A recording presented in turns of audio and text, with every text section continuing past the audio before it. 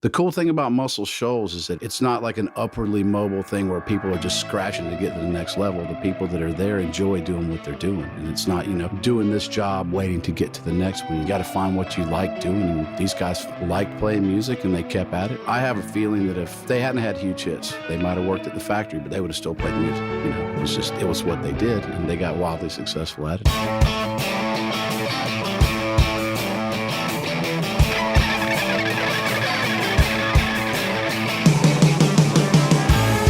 Welcome to Recording Studio Rockstars. I'm Lid Shaw, and this is the podcast created to help you become a rock star of the recording studio.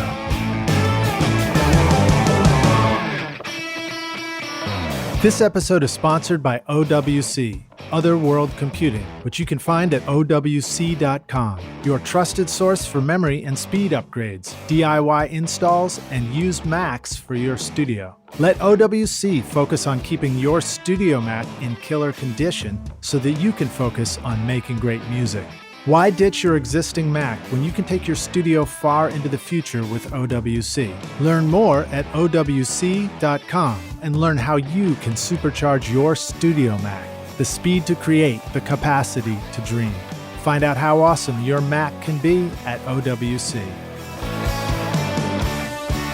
This show is sponsored by Recording Studio Rockstars Academy, where you can go to take your recording, mixing, and mastering to the next level. And you can start right now with my free introduction to mixing course, Mix Master Bundle. This course will show you how to get pro-sounding mixes from your home studio with free and stock plugins in Pro Tools. And the best part is that these mixing techniques will work for you in any DAW, whether you are in Logic, Cubase, PreSonus Studio One, Reaper, or anything you can think of. Are you ready to make your best record ever? Then go to mixmasterbundle.com to get started for free now, or look for the clickable link in the show notes of this episode.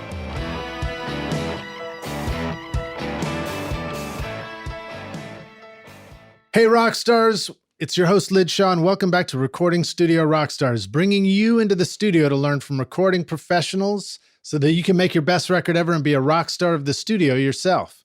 My guest today is Charles Holloman, audio engineer, producer, musician, songwriter, and studio owner in Muscle Shoals, Alabama. Originally from Atlanta, Georgia, graduating from Georgia State University, he migrated to Charlotte, North Carolina, where he operated Charles Holloman Productions, chpaudio, for over 20 years.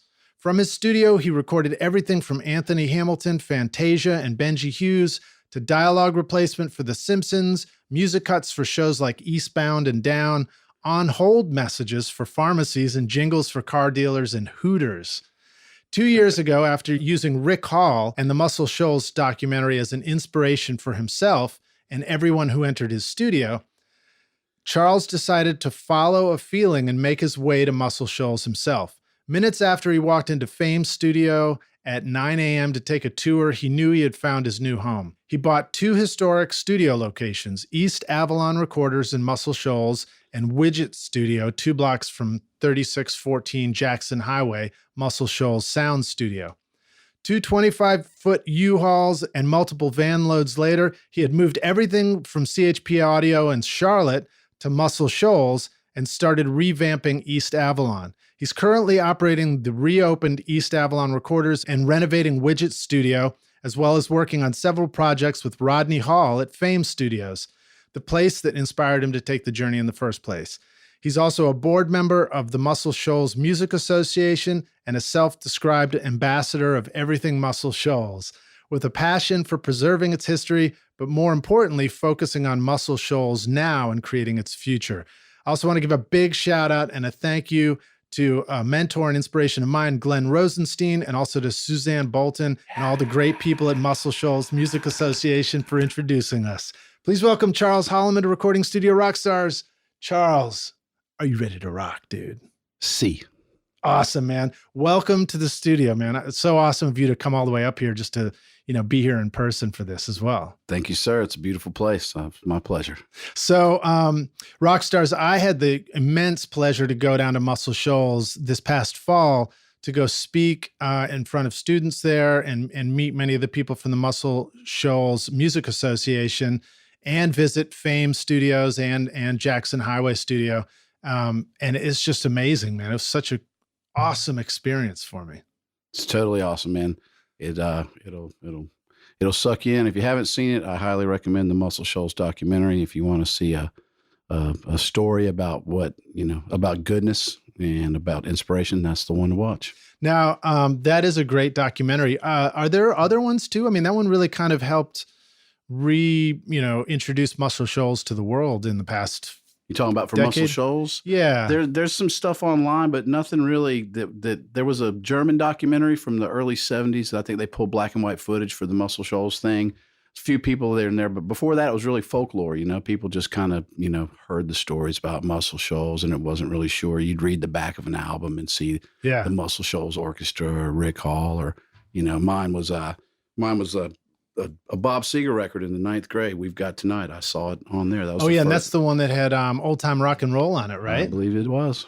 Done at so I got to get my names right. So 3614 Jackson Highway, Muscle Shoals Sound Studio. That's an awfully long name. What do you guys call that studio for short? They call it Sound. They just call it Sound. All right, Sound. Cool. Yep. Well, so visiting Sound, what an awesome place, And was it who was it that I met there? Was it David Hall, the bass player from the original Muscle Shoals? David Hood was the original bass player in the Swampers. Yeah. So and also David, if you're listening to this, I want to invite you on the podcast as well. So he will. I'm certain he'll do it. I don't want to put you on the spot for being, the Muscle Shoals historian, but I know you probably do have some stuff you're excited about sharing with us. Anything about, the things you love about it, stories you've heard about how it began? Well, to me, obviously it's the music. Everybody knows Mustang Sally was done there. Aretha Franklin got her start. Etta James, Clarence Carter, Wilson Pickett, all that stuff. But really, it was it was Rick Hall's story in the documentary that was it's the inspiration about. You can be anybody and end up doing anything. He came from less than nothing and kind of took no for an answer. Didn't take no for an answer, good or bad. He just kept toiling along. He took note for an answer. He took notes for an answer. He had tragedy at every turn and was rejected at every corner. And he just kept going, ended up building it's a dynasty, man. It's an institution. It's like the Vatican if you're Catholic. It's a must see. By the way, we're getting the studio painted today, so you might hear some ladders banging around and everything like that. But yeah, it was really amazing to go visit Fame Studios too and see the location and see these spaces where, rock stars. I'll tell you this: the space in which these incredible recordings were done, it's a lot smaller than you think it is, especially Sound, on Jackson Highway. It's a cozy room where, it's not tiny, but it's not a big, splashy space. It's not a big rock drum sound. It's like everything's kind of, has a real sound of your overstuffed couch living room feel to it. And it's a space where all the musicians can be gathered together, playing together in unison, which was really cool. I love making music that way. It's the place they had at the time they needed to make the music, and they just, the lack that they had probably is responsible for a lot of the sound, Like if you watch the documentary, they say, we were just kids, man. We didn't know what we were doing. They were just trying it, and they wanted to be good at what they did while they were doing it in the moment. And they were just happy. They were happy doing what they were doing, and it translated to music. It was, it translated to music everybody loves. It's timeless, And if it hadn't gone timeless, they would have had a good time doing it. They were just doing their thing. When all that started with Rick Hall and Fame Studios, I'm trying to remember. I think I remember the story was like a little later into the process, they got their first 8-track recording. So it probably started out as just like 2-track or 3-track or 4-track. Maybe? He has a mono recorder. Really? Yeah. So that I think is part of understanding why it would automatically start with musicians all playing together too. These days you start out with a laptop and an infinite number of tracks, and musicians playing together seems like the weirdest idea you've ever heard of. Why wouldn't you just pull the loop from the loop browser and drop it in your DAW? Yeah, getting good at what you were doing was a necessity back then, because he had a 1-track recorder. It was in a tobacco and candy warehouse, and he had the singer on one side of the mic, the guitar player on the other, and if he needed more of this or less of that, they had to move forward and back up and cut. You better move on, and it might have taken 45 or 4,500 takes, but they got it, and then if you wanted to overdub, you bounced that to another 1-track machine while you were playing some more stuff, and then back and forth until Yeah. it's trial and error. So like the double tape thing. So the whole stories we hear about starting out in recording by having a double cassette player and like layering it. It was the same thing with mono tape machines. They recorded the 1 track, and then when the 1 track was going to the other 1-track machine, you added the other parts. Oh man, that's exciting. I want to record like that. It's 1-track studios. It takes some patience with, I don't know if I have the attention span for it these days, but it's definitely a good exercise. Well, I just like that level of commitment. It's like you can't go back, Oh, it's done. I mean, I guess if you keep all the tapes, you could try to, but it was kind of like starting with the Porta Studio. Yeah. We had 4 tracks, but it was kind of the same thing. I just like committing to stuff. It's fun. I mean, it's why get stuck on this overdub when the next one's waiting for me? That's definitely true. All right. So then let's see, what else do we want to say? So the, you Rockstars, you should watch the Muscle Shoals documentary to really kind of get the history of Rick Hall starting Fame, and then the Muscle Shoals sound, the Swampers, sort of the separation, and then the 2 studios starting.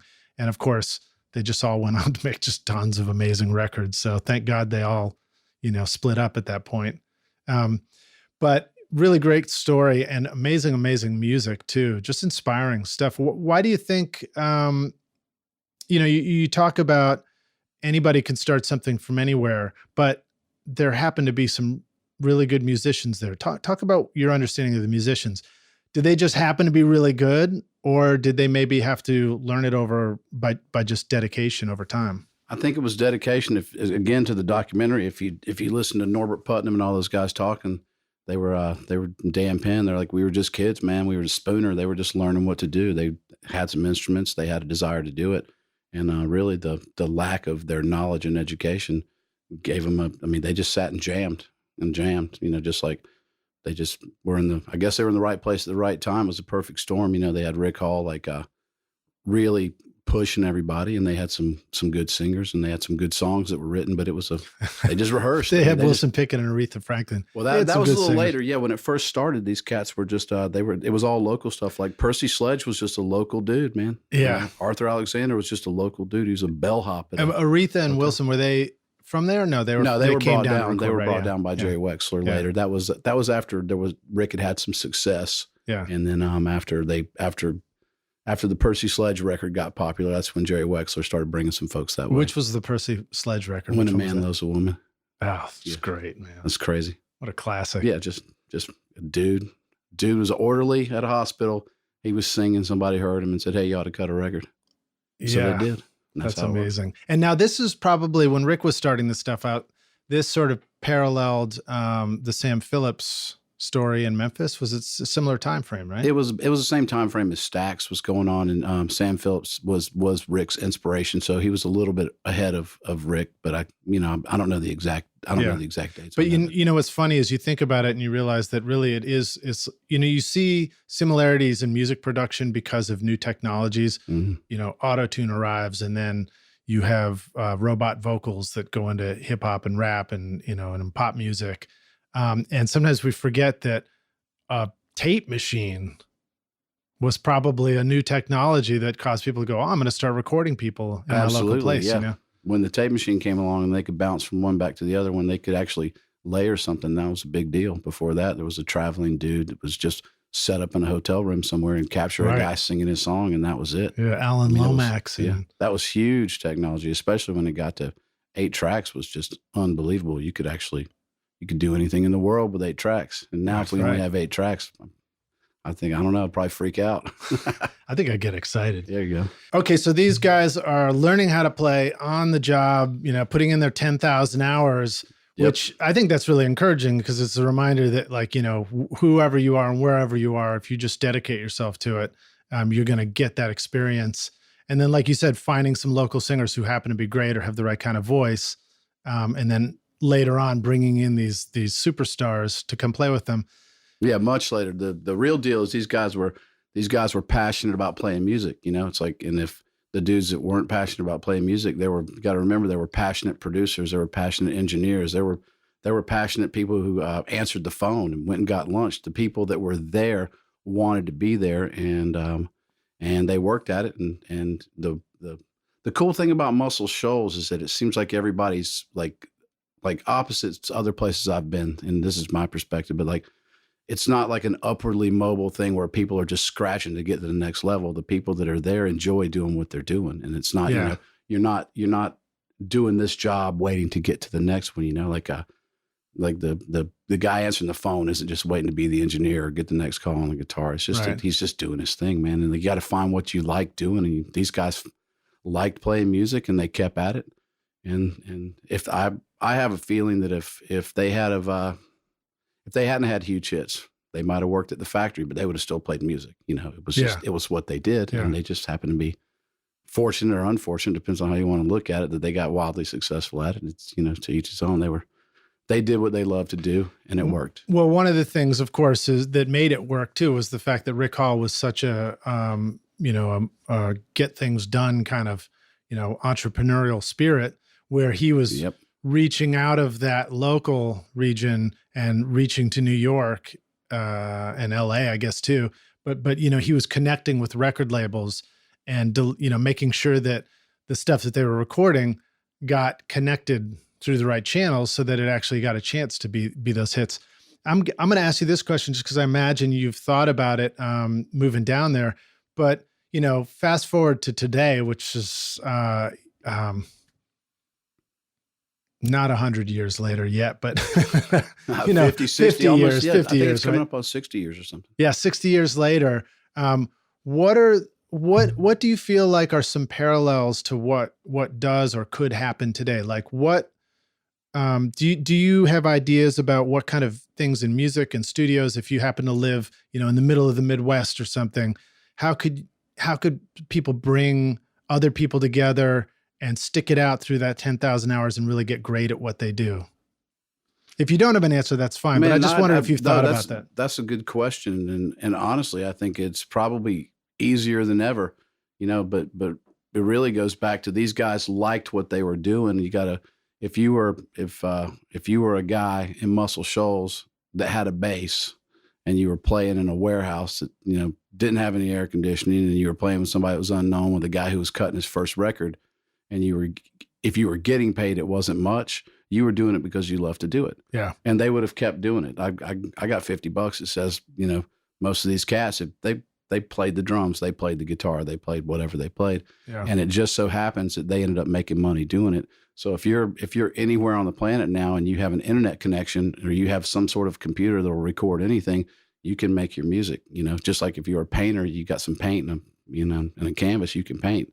Yeah. And then see what happens, man. Like the doing it's what's the awesome part. Again, one of the things that's really exciting to me about the way things were done at Muscle Shoals that I like, that might be different from now, is just how making the music involved bringing everybody together as a collective and spending each day at work with a group of friends. And I think that was probably super encouraging. Oh yeah. Whereas like these days it can be a lot easier to just kind of be by yourself in a studio and have some friends around every once in a while. But yeah, they kind of grew up figuring it out themselves. They doing it together. Like the sum of the whatever that saying is. Together they were a strong force. Separately, would any of them have cut it?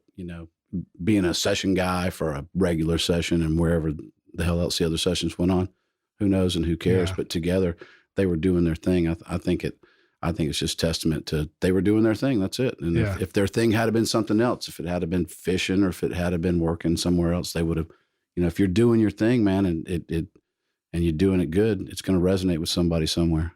Well, so I like to ask guests on the podcast as we kick it off here to share an inspirational quote. Have you got anything you want to share with us to get us psyched about hitting the studio? Yeah, I thought about this, man, because I've listened to so many podcasts, like your awesome podcast, and read listened to so many audiobooks, but I figured suffering ceases to be suffering at the moment it finds meaning, which is basically any problem that, you run into is actually an opportunity to discover a solution. So if you run into something like that's an issue or you don't like or makes you nervous, you just figure out what it is, figure out how to fix it.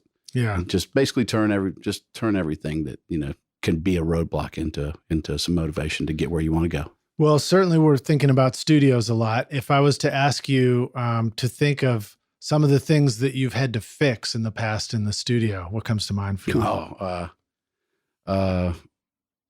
My ability to stay focused and manage other people. Like when I'm in a situation where something has to be done, it gets done. Or when I'm in a situation where there's other people, involved and it's for a team, then I'm right on it. But when I'm left to my own, like I have to fix my focus, and I have to, you have to do all kinds of stuff. If you're going to run a studio and you're going to have employees, then you have to learn how to separate, how to be friends with people, but also how to get stuff done. That's one of the things. And you've done all that. You've had employees. Oh my gosh. Yeah. When I first started my business, it was sort of out of necessity. And I decided I never wanted to have employees because I didn't want to have to feel that responsibility. And I didn't want anything that I couldn't walk away from and just go get a job at Burger King if I was tired of it. And I screwed both of those up because I had 5 employees and had a 10,000 square foot building and all this stuff. And, wow. and I didn't fully make the transition. I tried to manage it. I tried to manage that part of my life the way I managed it when I was a solo, independent dude doing my thing freelancing.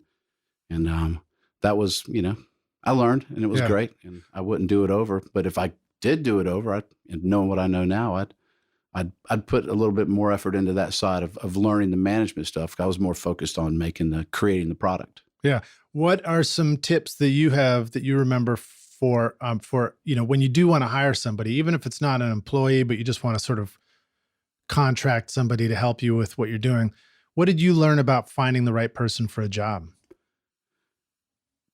What I learned was, and it all worked out, but I would, if I had to do it over again, I would be a little more specific in the interview and hiring process. I was hiring people like that I got along with, and I was hiring people that were, that were there in the environment. And we talk about that a lot on the podcast in the music business. It's like, you just need to be a good hang, people say, and that does open doors, but sometimes you want those doors to really function well after they open. If you need somebody that answers the phone, you should find somebody that wants a job answering the phone. When you hire somebody that that really wants to be an engineer or be an artist, and then you put them answering the phone, they're going to do about as good a job as I would if I was up there answering the phone, which may not be that great. You got to find the person that fits the job. Yeah. And I guess back when you were doing it, the way you found people was probably different than it is today. Oh yeah, totally different. Today, it's as easy as, there's certainly job services, there's online, remote assistant kind of services, websites, but there's also just social media. There's just reaching out through Facebook and just saying, hey, I'm looking for somebody who's interested in this, Yeah, I think today it's a lot easier to find people. There's a lot more to sift through, but I would say anybody that's got a small operation to work on a freelance basis, or to work on a 1099 type thing, because once you, I ran into this when I was younger, and I accidentally pushed some people this way that I hired, that when you salary somebody that's motivated personally to get somewhere, they can accidentally lose their motivation over time. You got a guy that's hustling to make music or hustling to get bands and really wants to do all this stuff. And now, even though he doesn't want to be like this, or she doesn't want to be like this, they get into this thing where it's like, you're sitting in your environment, you're going to make the same amount of money either way. And then you got other things to do. And then all of a sudden you can, by hiring somebody and trying to push them forward, you can actually zap all of their motivation. That's fascinating, man. That's a really interesting perspective. It's like you have you could accidentally do harm to somebody that you really like when you hired them. The law of unintended consequences, biting you right on the ass. Consequences. Yep. Love it. All right, cool. Well, so let's jump into some more questions here. Maybe tell us a little bit about your background and starting out in recording, and kind of give us a brief synopsis of getting down to Muscle Shoals and what you've done. Well, I was an avid music listener. My dad listened to country, my mom listened to like R&B stuff, and my sister listened to classic rock. I loved music. I was like when Van Halen came around, I was an Eddie Van Halen disciple. Never thought about playing guitar, something that other people did. You had to go to school for that. Then I heard the Ramones. So wait, when you were an Eddie Van Halen fan, did you learn Eruption? I didn't play guitar at all. I didn't have any instruments. I didn't even know what a recording studio was. I heard the Ramones, and me and my buddies decided, hey, we could actually probably do that because it was on a level that it was doable. It was obtainable. You know, that's, you know, it was something that it was grassroots. And I started playing guitar. I was a guy that liked to punch the buttons, had a little PA. And I ran into a dude, his name was Jess McCurry. He had a sound company and he had a big soundboard I walked into his office and I saw the soundboard. He goes, oh, you like soundboards? Cool. And he hired me, and he was the house sound man for the Fox Theater in Atlanta. So I got an understanding of what it was. So Fox Theater, there was one in St. Louis too. I remember. Was that a chain, a theater chain? Is it? I don't know for sure, but I think it might have been. I think it might have been, right? Because they were all just big, beautiful, gilded, big, red beautiful. Velvet theaters, kind of. Absolutely, right? Yeah. So, and so he like we did trade shows. You know, we did mostly live stuff, events like hair care shows and stuff. But I was mainly live stuff. But I learned what a soundboard was, and I learned what, you know, he had a little recording studio. I learned what recording was, and I was always fascinated with that. And as I played in bands coming up and writing songs, and that was really the passion. But I always was gravitated towards, you know, the buttons and stuff. So I know, I think that's the problem with all of us, right? Yep. I mean, I was good at hooking stuff up, so I gravitated towards that too. Yep. You know, I always thought, like in the back of my mind, it was always like, you know, I want to be in a band, I want to do this, I want to get signed, I want to whatever. But looking back now, each time I had an opportunity to either practice my guitar or gravitate towards the other thing, like what I thought I wanted to do and what I actually wanted to do, I still don't know what I want to do, but looking back at it now, I'm not trying to be in a band, and each time I've got another studio. So obviously I liked it, but I went to school because that was, I was going to college, and I figured out a way to be able to keep around music, got a degree in recording, which, I mean, it meant something. It kept me a little bit focused on it. It's, you know, it was, you could do it yourself now. You don't have to go to college to do this, especially if you have YouTube. You can figure, if you can listen to Lidge's podcast, man, and you can email people and ask them for help, then you can pretty much be anything you want. Yeah, it's pretty amazing, the opportunity now and how much there is out there to learn. In fact, I feel like the challenge now is to actually stop learning and start doing, because there's so much learning out there. Sometimes you find that you want to just spend all your time just, you know, that's true, feeling like you're watching Netflix and learning. That's actually true. Which is, I guess, one of the reasons why it's nice when there are opportunities for kind of like condensed courses and things like that really just kind of focus on a topic for you and everything. But rock stars, keep listening to the podcast for sure. Absolutely. So, all right. Well, so I've got a question here. Just answer it any way you want. But what are some of your favorite artists and bands that you love to listen to? I mean, you just started to talk about some of the ones at the beginning. How about now? Man, you know what? I don't do a whole lot of listening. I don't know how to listen to music anymore. Like it just comes from where it comes, you know, like, because there's so much to listen to. But the stuff that inspired me was I like the classic rock stuff. You know, I was a Jimi Hendrix fan, huge Jimi Hendrix fan. Yeah, I loved totally. the Eagles. I loved Van Halen. I loved all the 80s stuff, punk rock. I liked the Ramones. I heard you talk about the Minutemen a few times here. I was a big Replacements guy. I was a big REM dude. Peter Gabriel is probably the end all be all. I like music that seems like it matters for some reason, you know, at least to me. And I really, what I love about music, I've found out, is I like being in the room or around the people that are making it or that are being affected by it, you know. And it doesn't really, Elvis Costello, I love Elvis Costello. I don't know if I like the music any more than I like the process. Looking back at it now, I love watching it being created. I love watching it inspire people. Well, we were talking about this just before we started. I just did a song with an artist who came over from Spain, and just kind of reached out to me and you know, wanted to record a song. And I had heard the track at first, and it didn't hit me one way or another when I heard the demo track. But then we went into, and I was able to play guitar on it, and he was singing and everything. And all of a sudden I found this, I was like, wait a minute, I really like this. This is really fun to be making the music.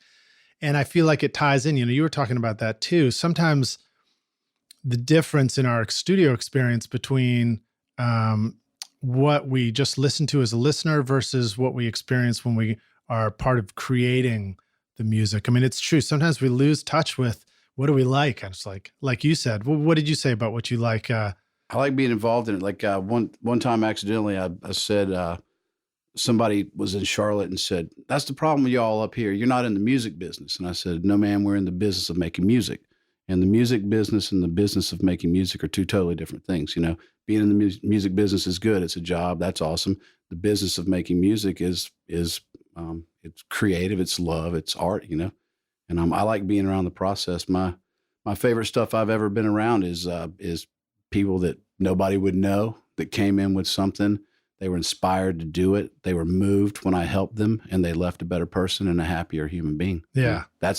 And if it really, like, if it's a one-on-one thing, anybody that's listened to a record ever, that record wasn't made for 10 zillion people. It was made by one dude or one female, and they played it. And then when you listen to it by yourself. And if it affected you, that was awesome, you know. And that's really that connection. Like the rest of it after you make it, or, you know, I mean, even talking to somebody about making the music might be the best part of it. The rest of it's business, and it's great, and I love to do it, and it's fun, and it's challenging, but really it's in the doing it. Yeah. Yeah. That's so true. And you had said just before we started this too, you made a comment like the song, the music that you love is the one you're working on right now. Absolutely. You know? My favorite stuff is the stuff that I was involved in, like, or because I was there when it happened. You know, it's like if you could watch the Food Network, and that's some awesome food, but you're probably really digging on whatever it is that you get to eat when you're hungry, you know? I certainly am. That's the way it goes. I ate a hell of a lot of Chinese food. I'll tell you that, rock stars. Got a great broccoli. drive-through window right up the street. Yep. This family-run places. They're awesome. Anyway, all right. So let's keep moving forward. So we probably talked about this already, but actually, no. I'm gonna back up. I want to learn more about you. So tell us about your studio in Charlotte. Tell us more about the kind of music you were making there. So I moved to Charlotte and got a job at a music store, and then I just wanted another job, and I heard about this guy was moving from one place to the next, and it was an engineering position for doing commercials. And I was like, man, I'll take a job doing commercials. And I'd always just done music. So I got a job recording car spots on an 8-track, and then kept doing music on the side. And then after that, it followed me, and I quit that job to become just an engineer at night at the studio next door that did all music. And my first taste was John P. Key. I don't know if anybody knows John P. Key, but he's a gospel dude, and it's just amazing, amazing. What a great experience. But the commercial stuff followed me, and it was money, and I was young, getting married, raising family, and one thing led to another, and before I knew it, I was just knee deep in doing tons of commercial stuff, which also had to do with jingles and custom music and all the other stuff like that.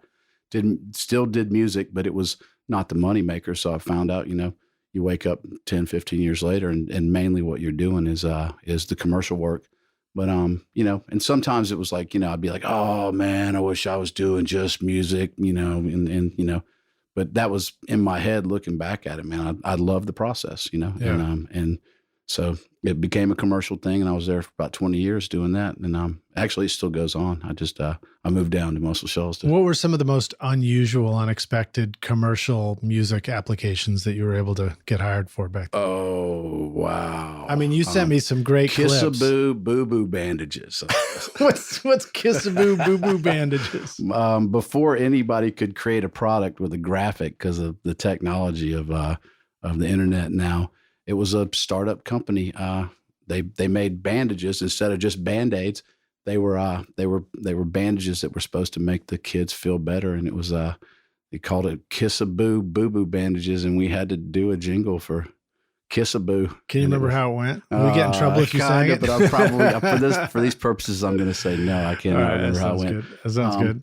But yeah, anything was what was cool was like the cool thing about that is like I shied away from it in my mind that, you know, it wasn't the same as making real music, right? But really, like the awesome part of the doing music or recording dialogue or you know, whatever it is, you know, recording audio books. If you like the process of recording audio, then it's all awesome.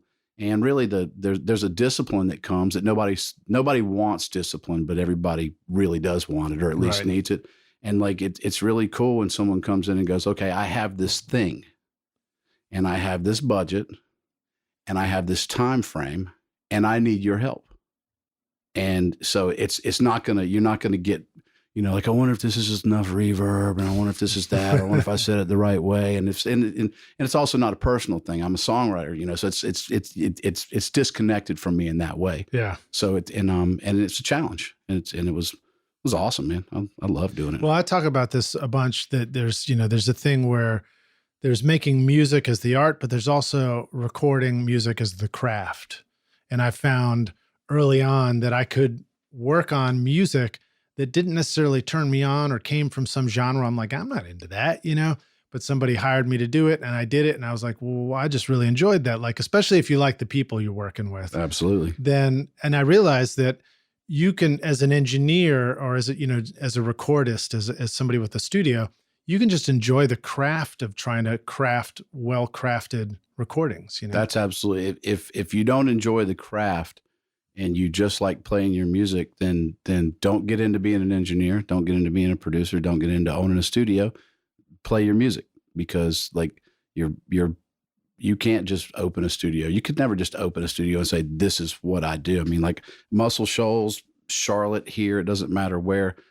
Every studio you see, when they're not busy doing what they were known for, they were recording something else. They were recording a demo. They were recording an audiobook. They were recording, like Rick Hall recorded jingles and commercials on the side for local people.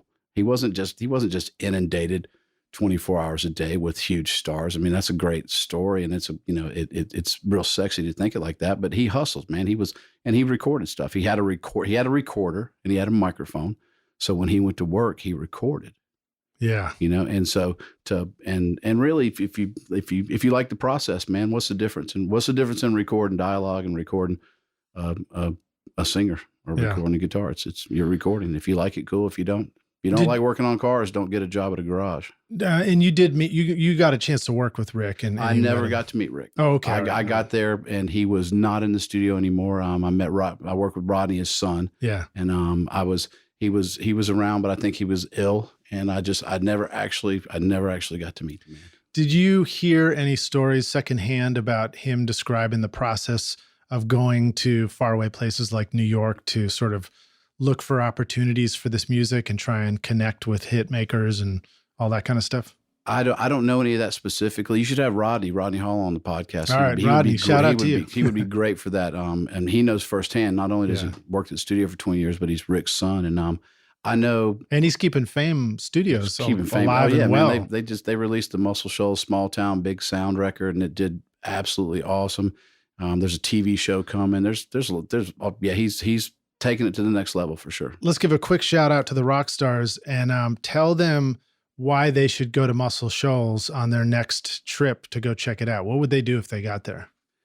You should go to Muscle Shoals if you like music, because Muscle Shoals for music fans is like Disney World if you're a kid, or the Vatican if you're a Catholic. It's an absolutely inspiring place. And don't take my word for it. Just watch the documentary, and just get in the car and come down. You're gonna Fame. The two places you want to go see is Fame Studio.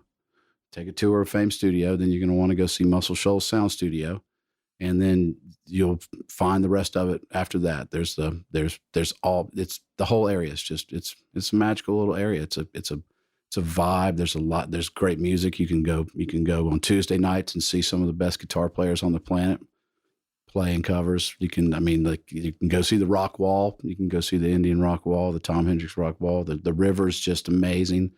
And there's about 15, 20, 25,000 people come a year already. And, okay. Yeah. All right, cool. It's a fabulous place. And it's not a big city. It's a small, like there isn't even, you don't even fly in there. I think you fly somewhere and then drive you have to down, fly right? into Huntsville's the closest place. Okay, cool. Yeah. So rock stars, if you take a journey to a pilgrimage to Muscle Shoals, you when you're talking about seeing Fame and Jackson Highway, is you can go take tours of these studios. They have official tours, and they are awesome. Absolutely. And you get to hear the history, and you get to walk through and see all this stuff and touch the consoles and the tape machines and stuff and see it all. I mean, maybe don't put your fingers on the tape machine heads, but and then on top of that too, you could actually you can still book a session, right? Oh, you can book sessions. Fame is open. It's a fully functioning studio. It's probably the longest running, fully functioning, never closed studio in America. I don't know. Wow. It's been going on. I don't know when I don't know when the building was built. That's all right. Since ever, a while ago. Yeah. 60s, early 60s. And it's a really cool place. And Muscle Shoals Sound is mainly a museum. It's you could tour that. There are recordings that go on there, but it's not really a fully functioning, open to the public studio. People do record there, and if you're one of the people that can record there, you'll know it. Yeah. My place, East Avalon Recorders. There's the Nut House. There's Wishbone. There's Portside Sound. There's a ton of studios around. Like, yeah, come if you're a musician, book a session too. You know, if Fame's not available, or if it's too much money, or if there's you can come down there. You can record some music. The cats that if you want some of these guys to play on your stuff, man, some of the Swampers are still playing, and it's not just about the Swampers, man. There's a ton of new good musicians down there. Yeah, book a session, come down, book a session, and get some of that greasy music on your jams. That's cool, man. All right, so let's cut to the chase here. You're about to make 2 studios appear in Muscle Shoals. Tell us about your new studios. Well, I've got East Avalon Recorders is already open. It was one of the studios, lesser known, I guess, let's see, from mid 70s through the 80s. And this is a guess on my part. I'm not a historian. There were 15 studios going, you know, to varying degrees of success. But one of them was East Avalon Recorders. It's in a house, and it's kind of hidden, tucked away behind some buildings. And some hits were done there. Johnny Paycheck's old violin, some Clarence Carter stuff was done. The Forrester Sisters hits were done there. Lots of song demos. George Jones used to come over there and hang out. And it was a house. When I needed a house, so I bought it, and the studio was still intact, it was still wired and everything. So wow. So I brought everything down, and I put an API in there and brought all my stuff down from Charlotte, and it's fully functioning, and it's open and ready to go. I don't live in it anymore, so now that kind of a page out of the Airbnb book, I guess. It'll sleep 6 or 8 people. So if you want to book a session at East Avalon Recorders, you can come down. You can go by Walmart, get your supplies, and you can bunker down and you live in the studio while you record. Wow, that's super cool. Yeah, man. It's kind of like recording on an Rancho API de la desk, Luna. no less. I was telling people it's like a Rancho de la Luna, except for it's on the East Coast, and it's got different amenities. You know, it's not out in the desert. Let's talk about your console for a minute. Describe what it's like.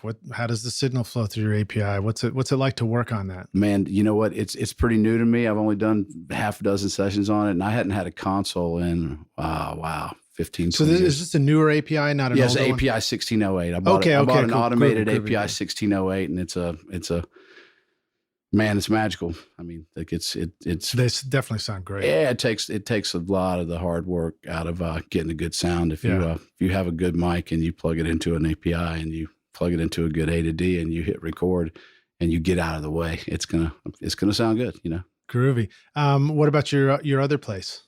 So Widget it's called Widget Studio because it still says it on the side, but it needs full renovation. It was another studio that was the biggest hit that came out of there was Motorcycle Mama by a band called Sailcat in the 70s. It's as well known for Billy Bob Thornton came across the country and tried to get some time at Fame and Muscle Shoals Sound back in the day, but they were booked. So he got his start. He did his first thing in the entertainment industry there. Lionel Richie came up from Tuskegee or wherever it's from and used to mess around there at night. Some of the first Commodore stuff was done there. But it's offline. I don't know if it'll be a studio or not. It was an available building, and I was hearing people in a conversation say, "I hope they don't turn it into another thrift store." So I just sort of got it to figure out. We'll figure out. The universe will figure out what's going to happen with Widget. But I'm not planning on. I don't have plans right now to have a second studio. One's enough right now. Well, very cool, man. Well, now tell us also about the Muscle Shoals Music Association. What's that all about? And what's your role and what are you guys doing with that?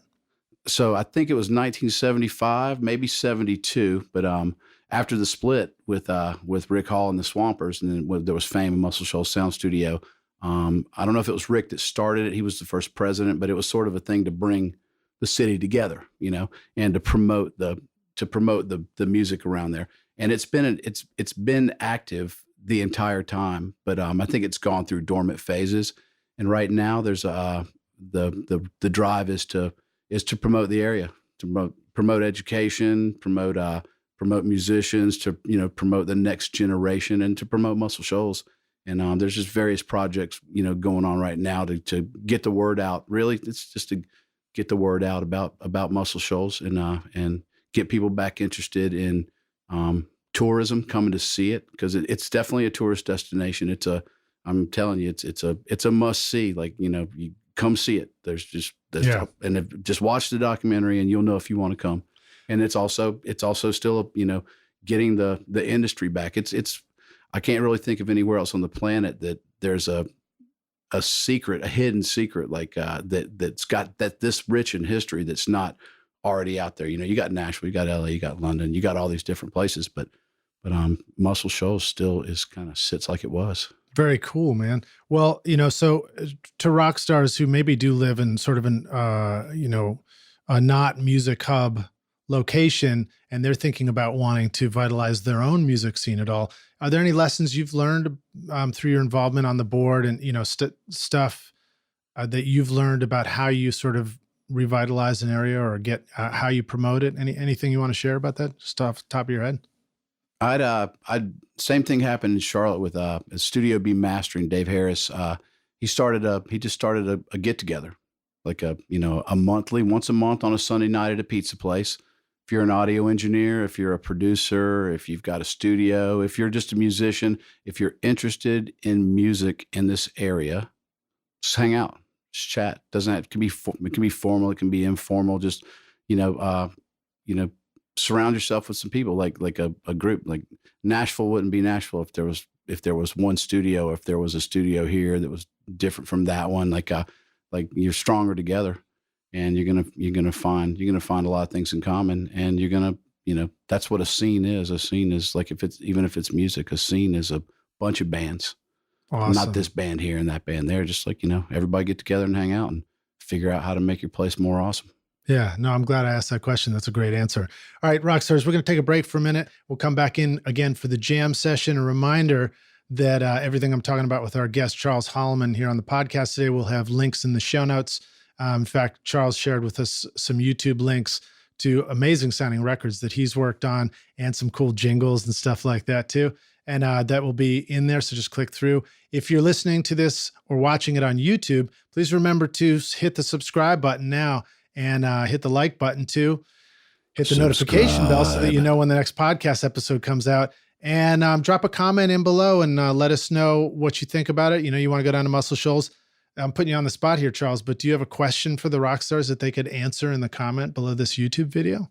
What kind of question? What do you want to know? What do you want to know about the rock stars? How about their recording process? Anything about the way that people record? Yeah, actually, how about why shouldn't you come to Muscle Shoals?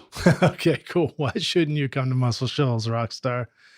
And then also, how about this? How are you recording right now? Are you recording with a group of people in your studio, Rockstars, or are you by yourself programming? How do you do it? Yeah, here's one. What is it that you want to know? Any question. And then, you know what? If you have questions, or if you're not sure how to do something, rather than beating your head about it, put it in the comments, and then ask a bunch of people. That ask for help. People want to share information. If you don't know how to do something, just ask. And Charles and I both will be monitoring that too. So we'll be able to jump in and answer questions for you. See you in a minute for the jam session, Rockstars.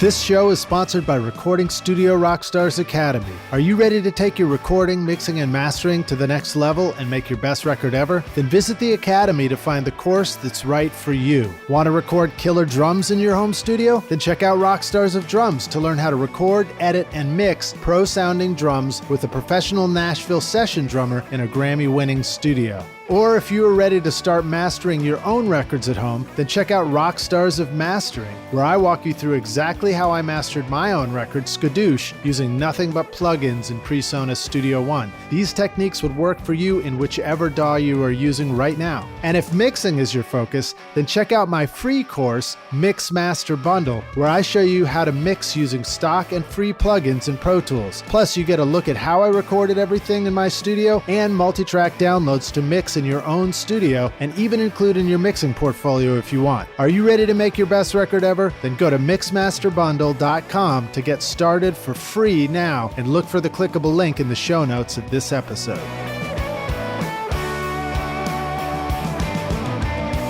Are you using a Mac in your recording studio? Are you tired of feeling like the studio setup you worked so hard to create is becoming obsolete too quickly? Wouldn't it feel great to have a trusted friend to help you keep your existing Mac and studio setup current and relevant so that you can focus on the thing you love most, which is making great music? Well, now you can rely on OWC, Other World Computing, which you can find at OWC.com, whose mission it is to help you get the most mileage out of your existing Mac. Whether you need to upgrade your RAM, install an SSD drive, add more connectivity, or simply find a great used Mac that's ready to rock, OWC will help take your studio into the future with a vast library of DIY install videos, 24/7 friendly support, and free shipping in the US on most items over $49. Why get frustrated and ditch your existing computer when you can take your studio into the future with OWC? Learn more at OWC.com and find out how awesome your Mac can be at OWC.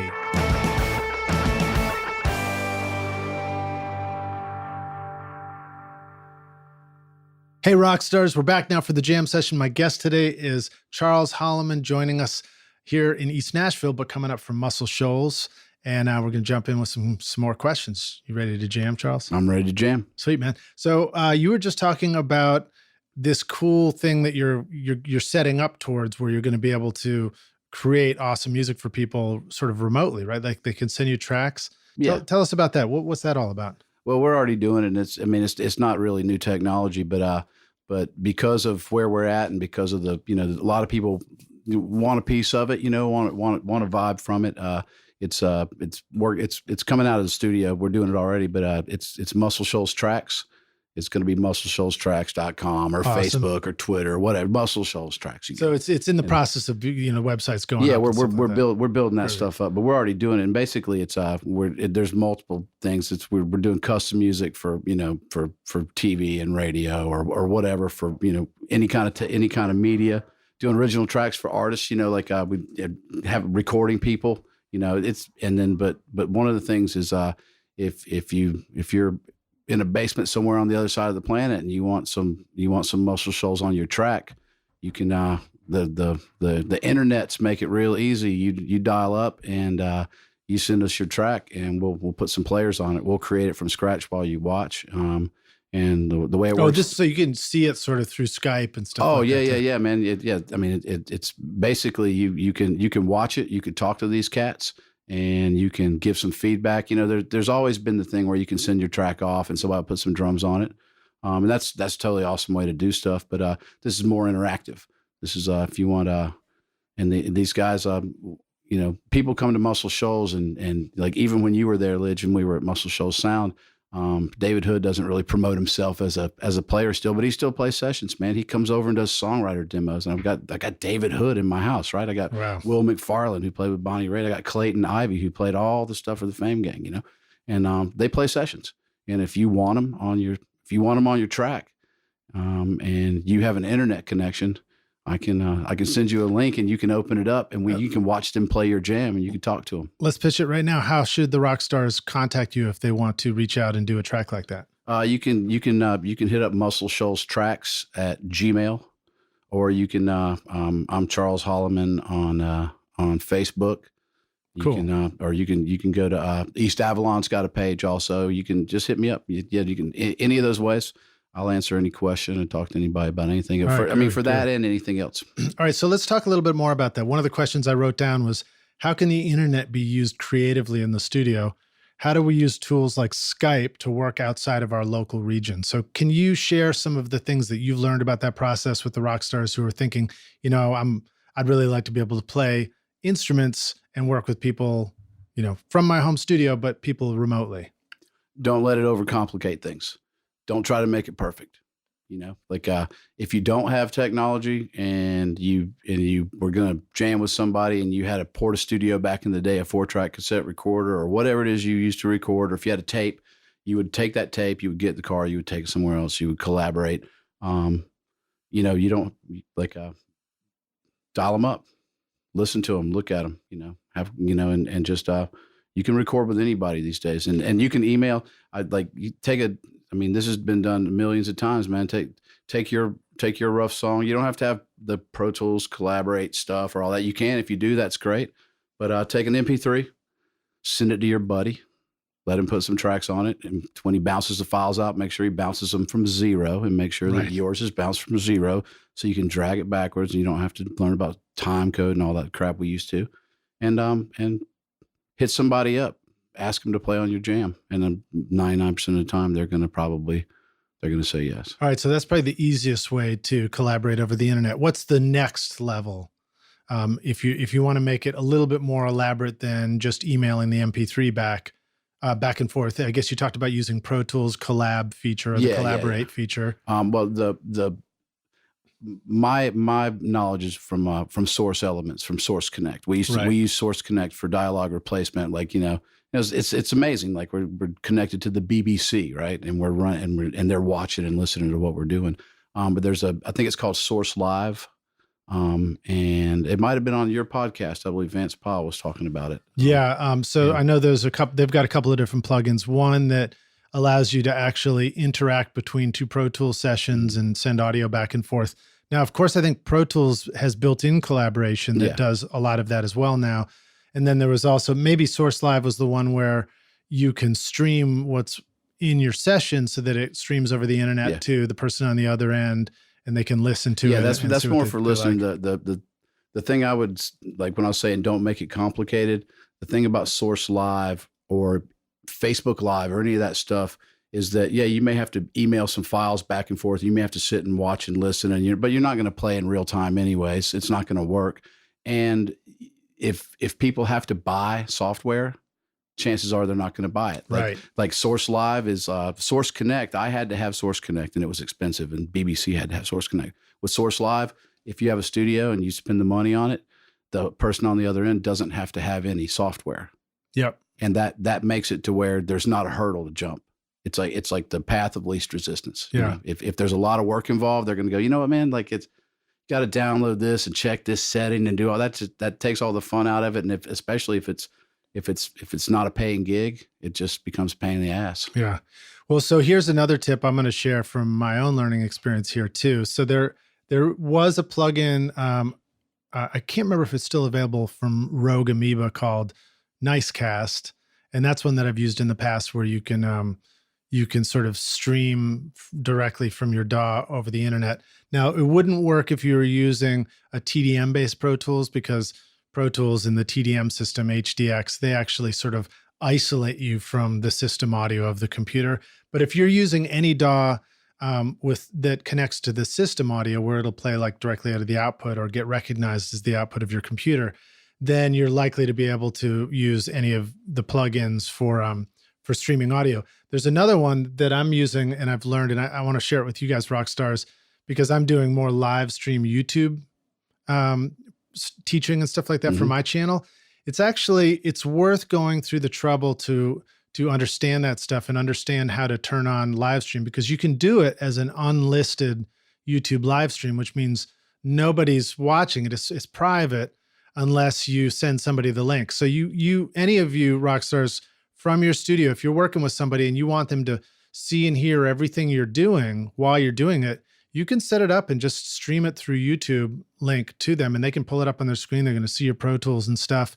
How they talk back to you, they may have to text you or use the comment feature or call you on the phone or something. Turn on your phones. Yeah, I mean, like it doesn't have like the technology is there to make things easier, and I've found me personally, I overcomplicate things to the point that it's frustrating. And when it's frustrating, and if I don't have to do it, I end up not doing it or I back burner it.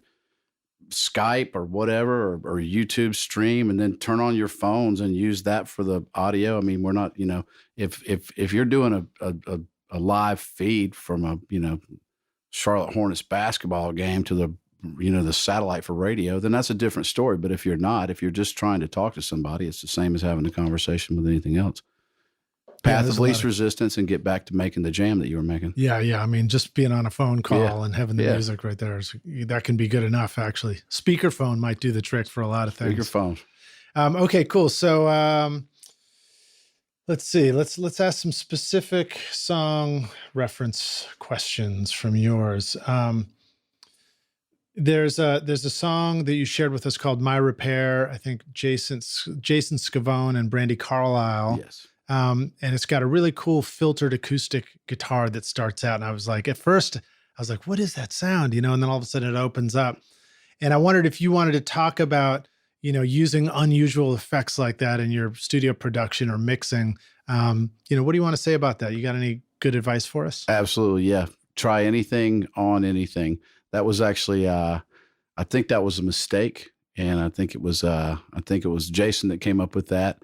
He recorded that vocal he finished writing that song in his bedroom, and he was having to sing kind of quiet because his girlfriend was asleep. And so he sang into the MacBook, and the guitar, he was trying different plugins. I think it was in Logic, and it was a noise reduction plugin in Logic that he accidentally put on there. And it's like, this makes it sound like it's underwater. Right. And since it was, going deep, if you listen to the words of the song, it made sense. And so when we redid the song, we actually just got that plug in and reused it. And then after countless hours of trying to re-record the vocals to no avail, right? Luckily, Homeboy's got excellent timing, and we only had to shift a couple of words at the beginning of some phrases, and we used his original vocal. And which sounded great too. Yeah, really he's a fabulous singer. And the swirling other stuff is just rubbing your thumb on some nylon strings on a guitar with mile-long reverbs and stuff. Yeah, anything. If you're looking for something creative to do and you have a digital audio workstation, and you just go through your plugin list and look and go, oh, what is this? And then open it while the track's playing and see what it does. It's I got a lot of plugins like that I'm like, what is this one again? Yeah, who knows what it does? And like I think it's Brian Eno that was saying that, like, pretty much all technologies, the thing they were originally intended to do isn't what they become known for. Not just in music, but in all walks of life. And auto-tune's a perfect example. Yeah. And people go, oh, I hate auto-tune. It's like, well, it's great. Well, then don't listen to it. I don't like mustard, so I don't eat it. I like ketchup. But I like mustard. But it's pretty awesome. I mean, it's like it did what it did. Like somebody was like, hey, wow, look at that. Yeah. And so just experiment on that.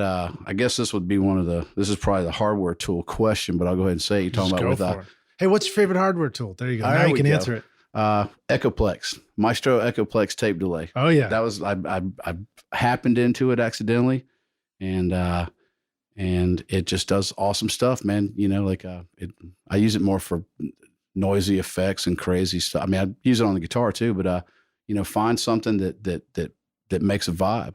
I got one sitting in the other room. Yeah, dude. Like, it's like, there's, pick up anything, beat on anything, strum on anything, tap on anything, try anything. Like, if you're looking for something unique and new to do. Now, if you got a client and it's a singer songwriter and they have an acoustic guitar and want to sing, don't try to set up a bunch of crazy stuff and freak it out. There's a time and place. There's a time and place. Yeah. But, so, you might enjoy this, but, the place I learned about the Echoplex from was, Daniel Lanois. Oh, man. Okay. There you go. Let's go back a little bit.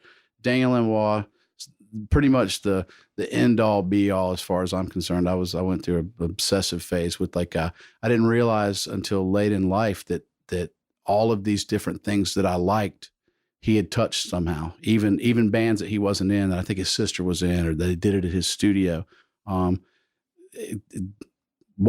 Dig up his stuff on YouTube if you want to know how to, like, create an atmosphere. Yeah. And if you want to know how to like create comfort in the studio, like, really, it's I think when you sent me this thing, what do you want to call this episode? It was like listening to more than just the music kind of deal. And that, really like anybody can make music, it's like if you have a studio and you have guitars and you can and you can record music, that's great. If I had a gas station, I had a gas pump. Somebody told me this one time, said, if you own a gas station and you go, hey, I can pump gas. They're like, of course you can pump gas. You're a gas station. Now what can you really do? And if you really want to shine, you may make a ton of money at it, or it may just be your hobby, is like serve people, whatever it is you're working on, work on that. You can forecast what you want to do in the future, but when you're in the situation with somebody, do whatever you have to do to make that person better for it and that product better for it than they arrived. And you'll be successful. Off the top of your head, can you remember any stories or cool like recording techniques or tricks you remember hearing about or learning from Daniel and Wah? The double drums. Yeah, tell us about. See, I knew it was a good question. The double drums, man. Listen to that Here's What Is record. And oh my gosh, I can't believe I'm not going to remember the drummer's name. Sorry, what's the double drums? That basically play a beat. If you got a DAW, even if you're not a drummer. I actually am a drummer technically because I set another beat to play to. I get that. That's my software tool is the click track. I played for 20 minutes and then like I can't play the drums, so I can keep a beat, right? Right. So then I cursor found a bar that sounded good. Sweet. I maybe have to cheat a little thing here or there. I don't know, or maybe it was good. And then found another something somewhere else is kind of similar, or play along to that and then just listen to it. You'll find something good. If you're a really good drummer, you can do this in perpetuity. And then pan them left and right. And you got like a yeah, Brad Wood. And then talked on the other about side, that. they like doing something else complimentary or like, but like I'm not a percussionist or a drummer per se. So I don't formulate those things, but like I'd come in the next day after we had made a jam at night and just click on something and grab some pieces on the grid and put them together. And then all of a sudden you got this magical thing that may end up on the track, or it may just be the inspiration for the next jam. Yeah. But panned out left and right, some drum stuff and if it's not perfect, it'll end up floating. You know what I mean? It's kind of got this like ocean feel where it's kind of moving around, and then it's environment. That's very cool. And you're reminding me, Brad Wood talked about doing that on the Liz Phair record too. He talked about recording the drums and then doing another take on the other side and panning them out. If I'm remembering that correctly.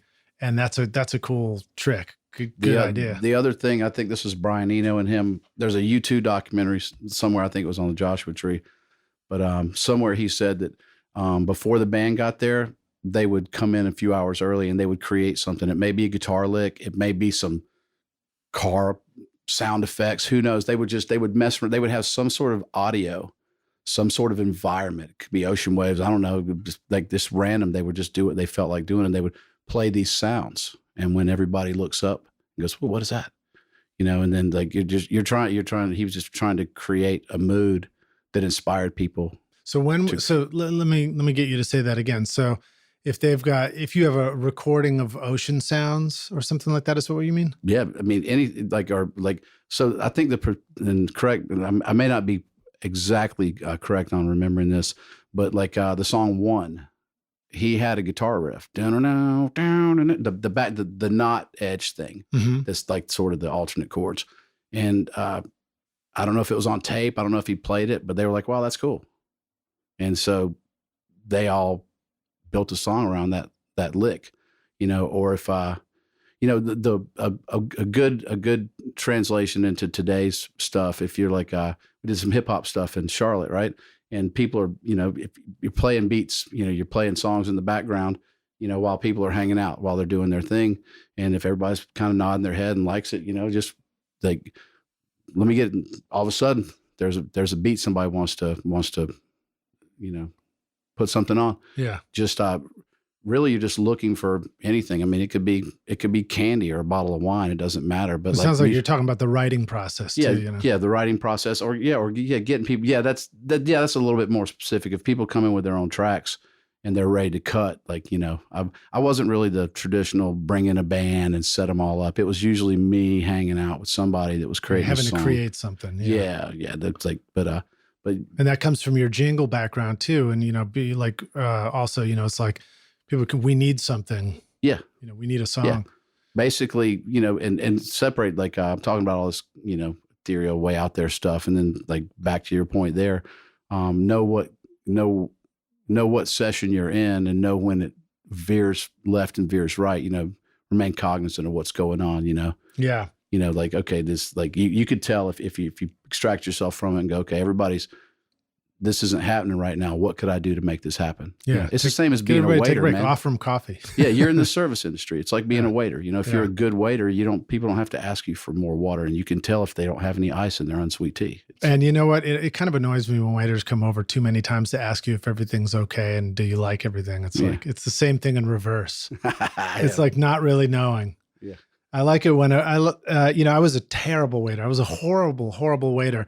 But now, at 51 years old, I've had enough experience eating in restaurants and being waited on that I think I don't know if I'd make a good waiter now, but I'd certainly have a better understanding of what maybe makes a good experience sitting down and eating.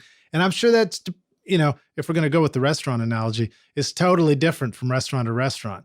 In one place, the great experience might be leave me alone, don't talk to me at all. In another one, the great experience might be you better be standing next to me with folded linen, napkins over your arm the whole time, and ask me way too many questions. If you're more interested or as interested in what it is you're doing rather than whether or not you want to do it or it's being done the way you want, you'll know. Like if you're in a situation where like if you stop paying attention to yourself, if you're a waiter and look over there, you can tell if this guy wants to talk anymore. You can tell if he's thirsty.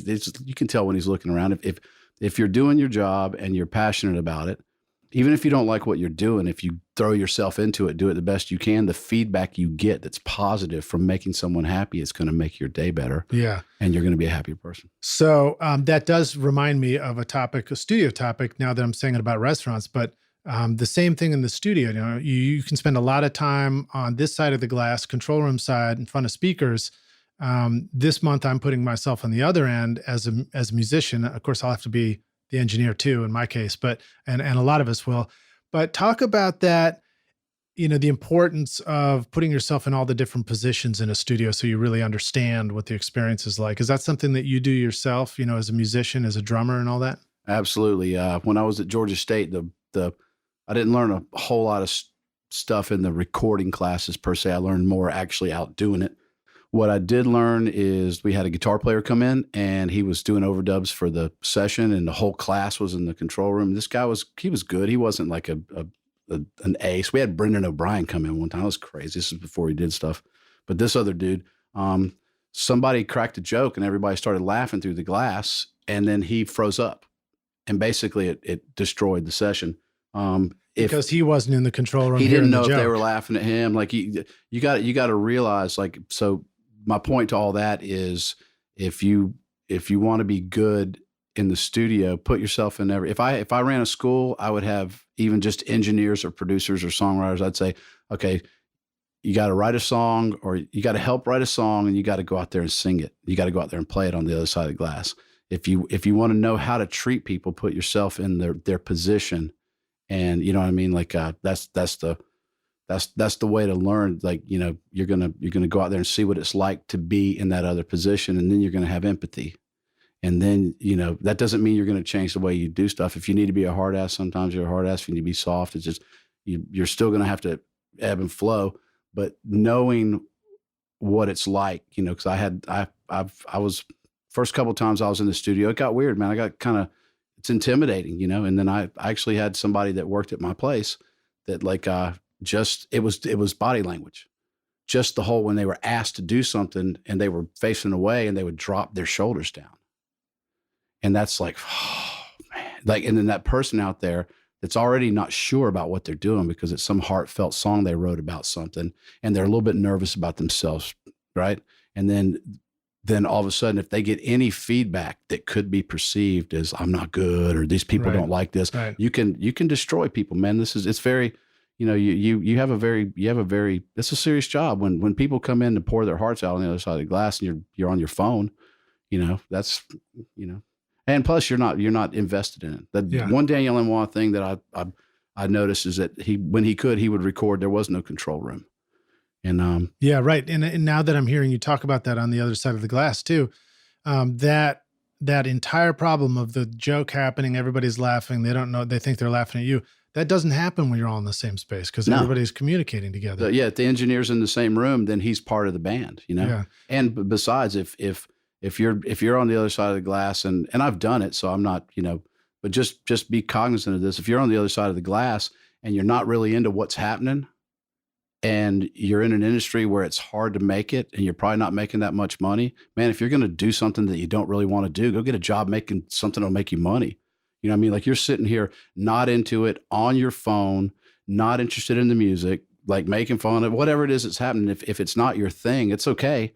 Like, the best lesson you can learn if you're an intern somewhere is that you don't like it. Like, who knows what they want to do in life, man? I still don't want to know I don't know what I'm going to do with my life, but I know what I don't like. And then if you whittle it away, you like being a podcast guest? I do like being a podcast guest. This is my first time, and this is new to me. Well done, man. Yeah, it's a big thank you to you and me and the rock stars to you for being on the show then, first time. Groovy. Now, what did I want to ask you? I tell a dumb joke and I lost my train of thought there. How about the vocals? Did you record Brandy Carlisle on that track between Jason and Brandy? Yes, she came into town and she was touring through, and I think Jason and his band had opened some shows, and it was pretty cool. He wrote a beautiful song, and she heard it. They had mutual, I don't know, man, just whatever, and she wanted to be on it, and it was great.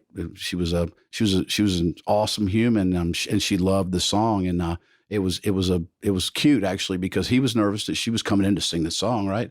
And she was nervous too because she loved the song so much, and she was listening back. She was trying to serve that song, trying to sound like him a little bit. I don't know but she gave it all. Yeah. And that song is real. He gave it all. Came from a real spot, and she came and gave it all.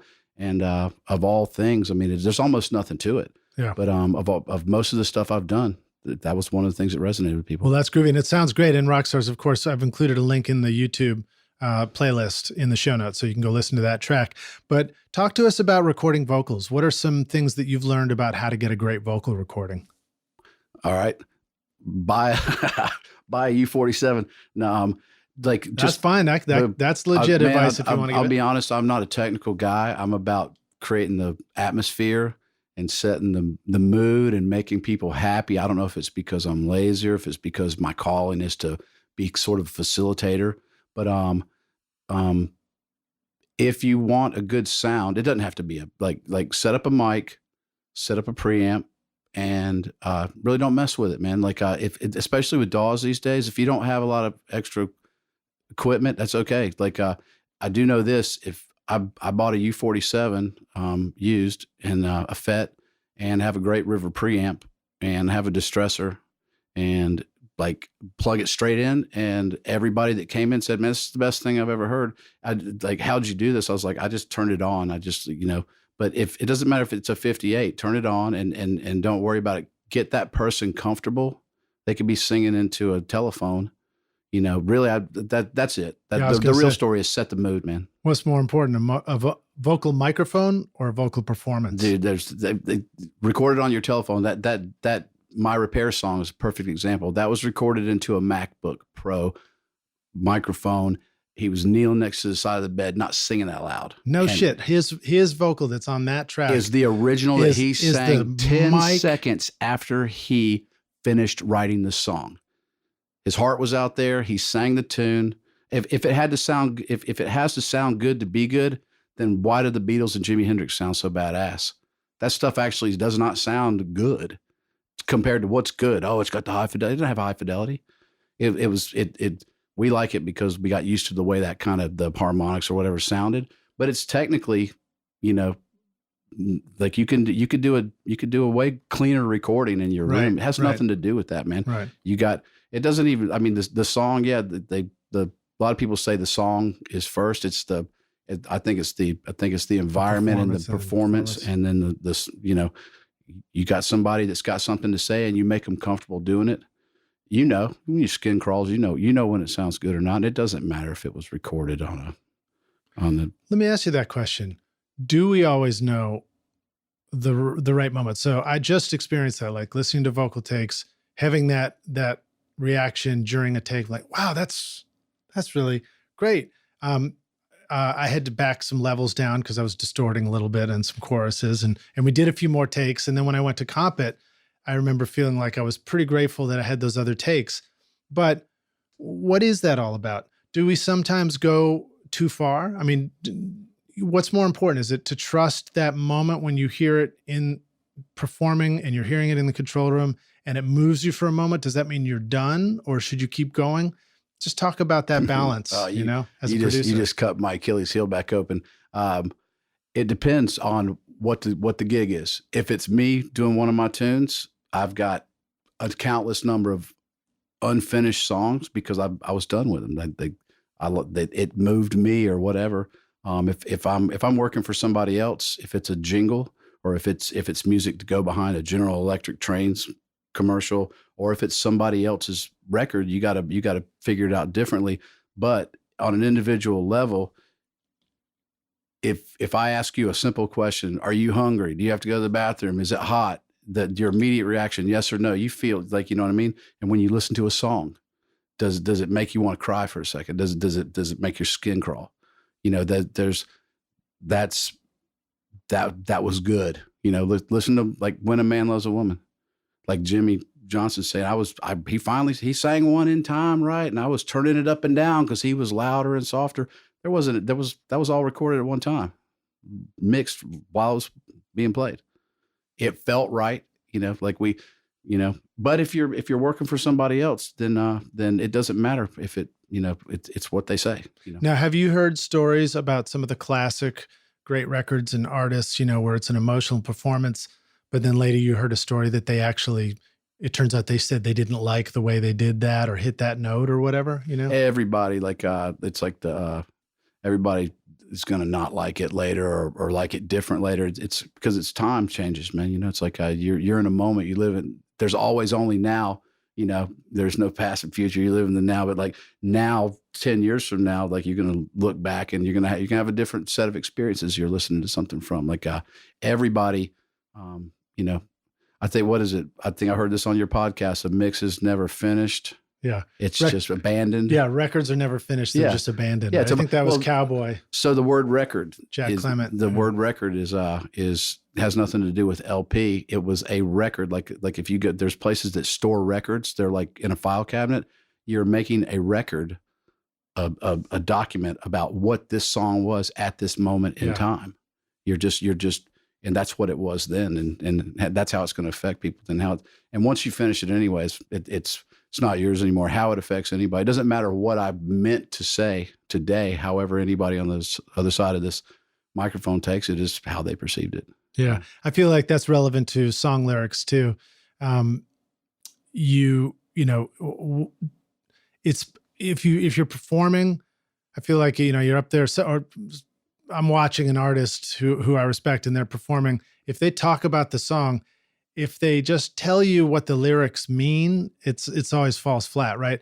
But if they're a good storyteller and they just tell a story that kind of enhances some aspect of it, then it's intriguing. Absolutely. I mean, you do it the way you want to do it and how you meant it, and people will pick up on whether you meant it or not, or maybe they won't. I don't know. I'm not them, but that's just universal language. When you see somebody passing them on the street, you look at somebody in the eyes and you get a read on things, and like people know when if you do something that's genuine and honest, especially if it's good and true and there's truth in it.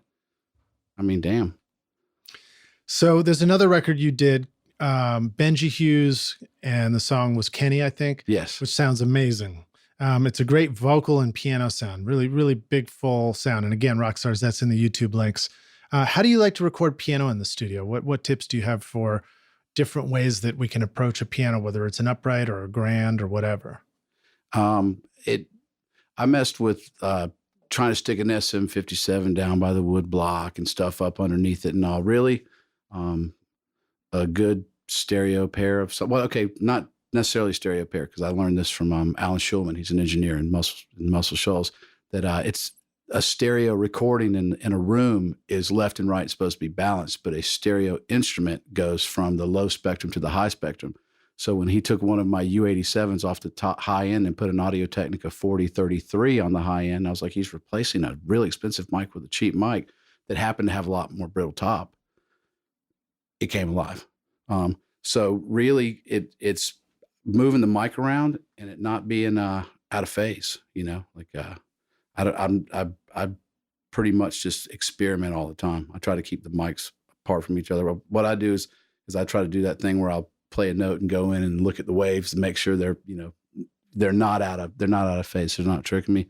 But so even on a piano, so you got you have two mics on the piano on a grand, for example. Yeah. And so where are some places to position those mics? What's somebody who's never done this before, what are some good starting places other than the great advice of just try anything and see what it sounds? You might stumble on something. I don't know if this is right or not, but I put one down by the like at the end of the piano, like on the bass end, like almost at the back, and then I put one kind of up, right in the corner where the strings are really small. I'm trying to get that separation too, so there's less of a chance of being out of phase. I don't even know if I'm doing, if I'm doing myself any justice.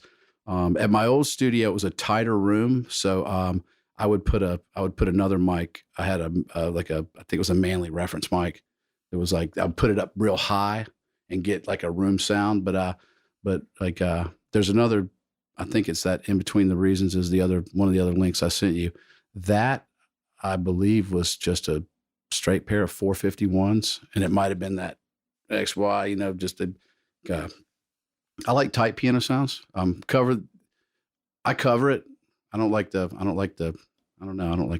a big warm. So now, with this Benji Hughes one, do you think that might have been the wide apart mics? Do you remember? That's a tough no question. Idea. That's why I never asked. That was recorded really, really late at night. Benji, that song was something that actually was supposed to be the last thing you ever heard in Eastbound and Down when Kenny, the character in Eastbound and Down season 3, when the series is over, they're playing that song. It was the song was written previously for it was an already written song, but that was one of those, you got certain artists that you come in, you got time to set up and all. Then you got dudes that like, you got to be ready. Right.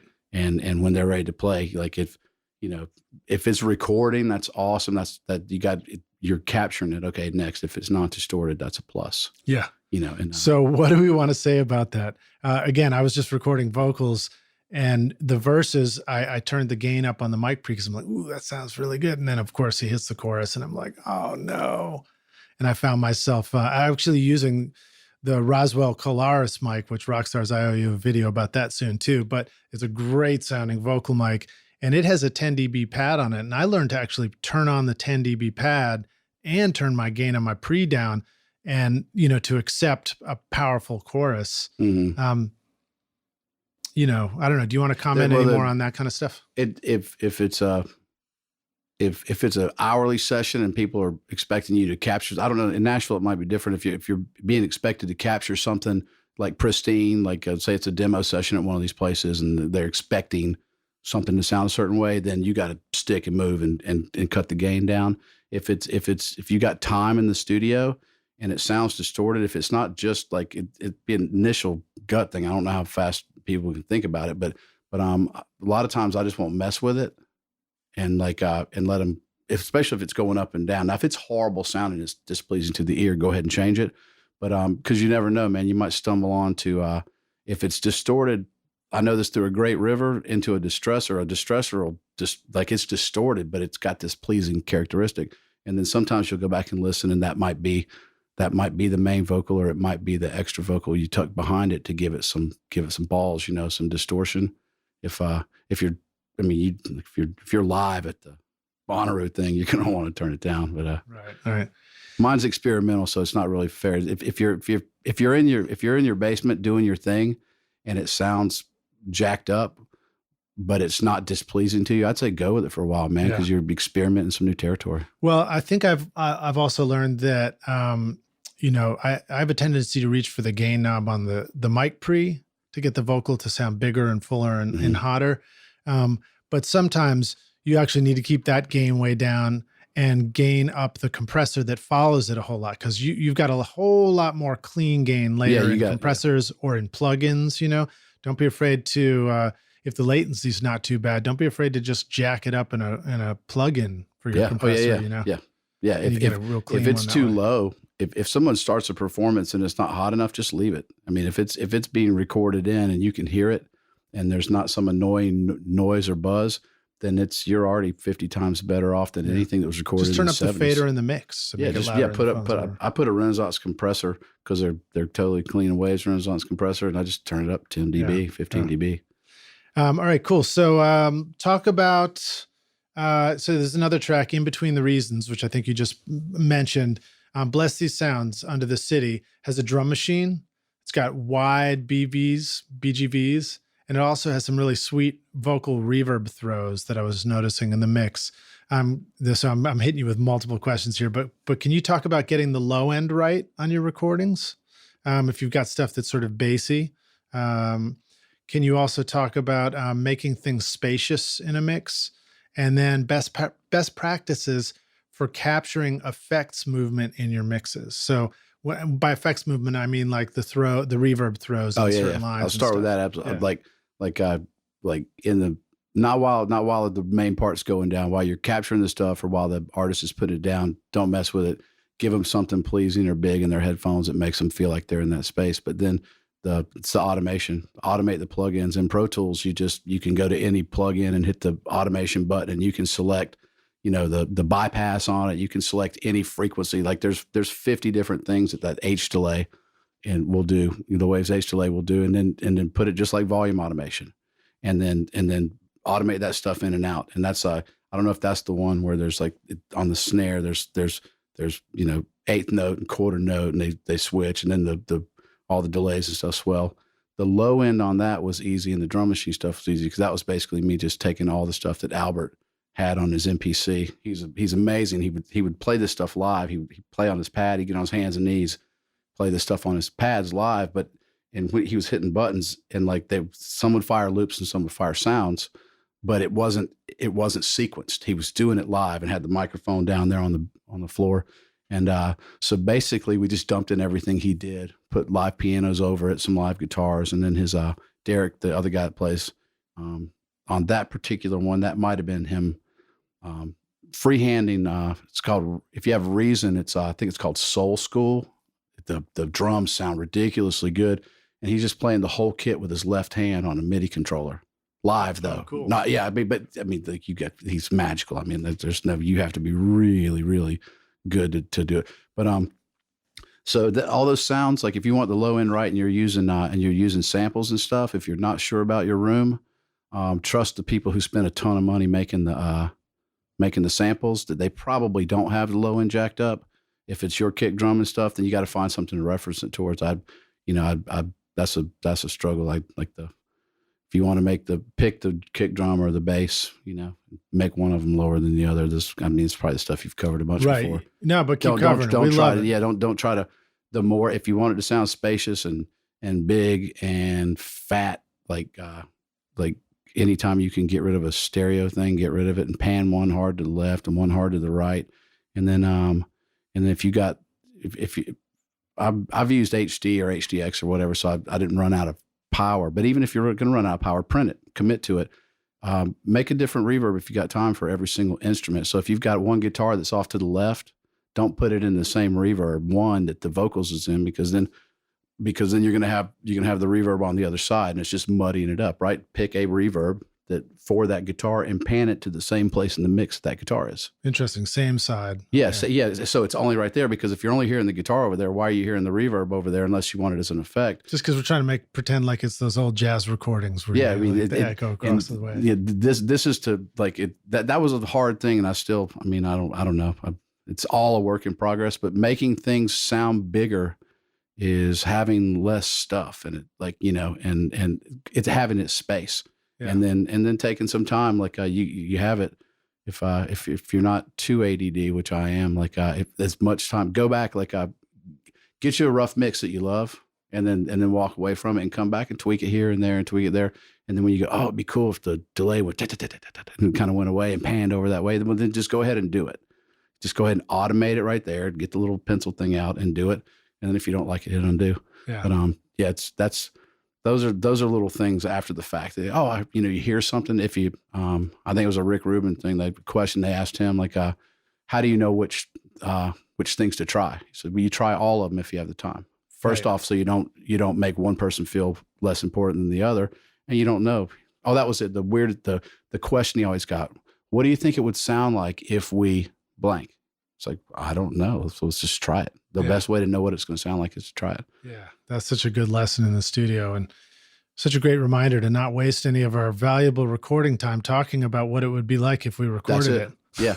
Oh yeah. And take less breaks, man. Like work for a solid amount of time and then go take a break. Walk out like once an hour, go outside, but if you're not accomplishing stuff, you can even do like a little, my dad always just like, well, just make a time chart. Just like write down what you do in 15-minute increments, and you'll figure out that you were talking about the song, or you were smoking, or you were hanging out and laughing. And that's cool, man, because it's like, if that's what you're there to do. That's the mood setting. That's important too, right? And if it's a hobby, then it's supposed to be fun, right? But if you're frustrated that you're not getting stuff done, and I'm preaching to my own choir here, like this is what I need to hear. I guess that's why I'm saying it.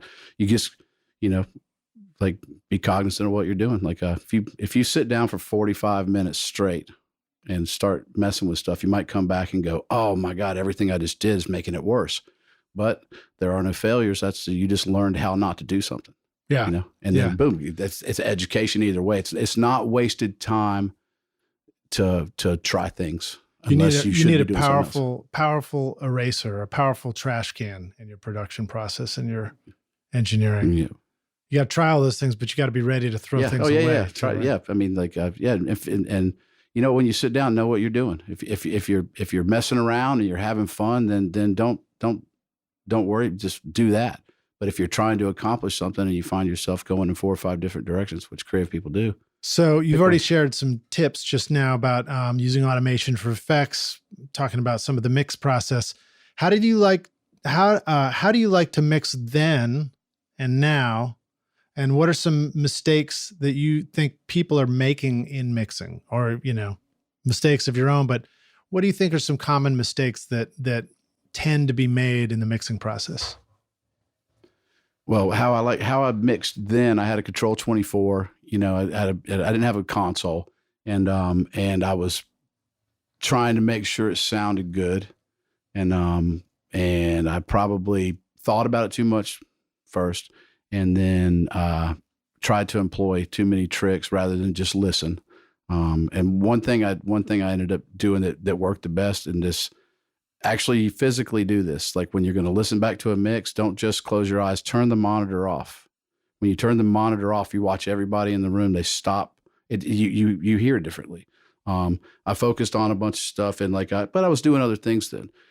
How I used to like to mix was to use all the junk in Pro Tools. I still like to do that if that's the project. But since I've been recording cats down in Muscle Shoals, how I like to mix now is I like to bring it back up on the console, and I have a kick drum and a snare drum, and bring it up and listen to them and let them play. It's a luxury because I've got these wonderful musicians. Yeah. I like to do it old school right now. If I'm toying with getting a tape machine, which I probably would mess around with a little bit. I don't think I'm going to go that far because I'm probably too lazy, but there's something to be said about just, making a jam, just having the dudes. I like mixing now. I like to pull the faders up to 0, and It just sounds like a good song. Yeah. No, it's always fun mixing on a great console.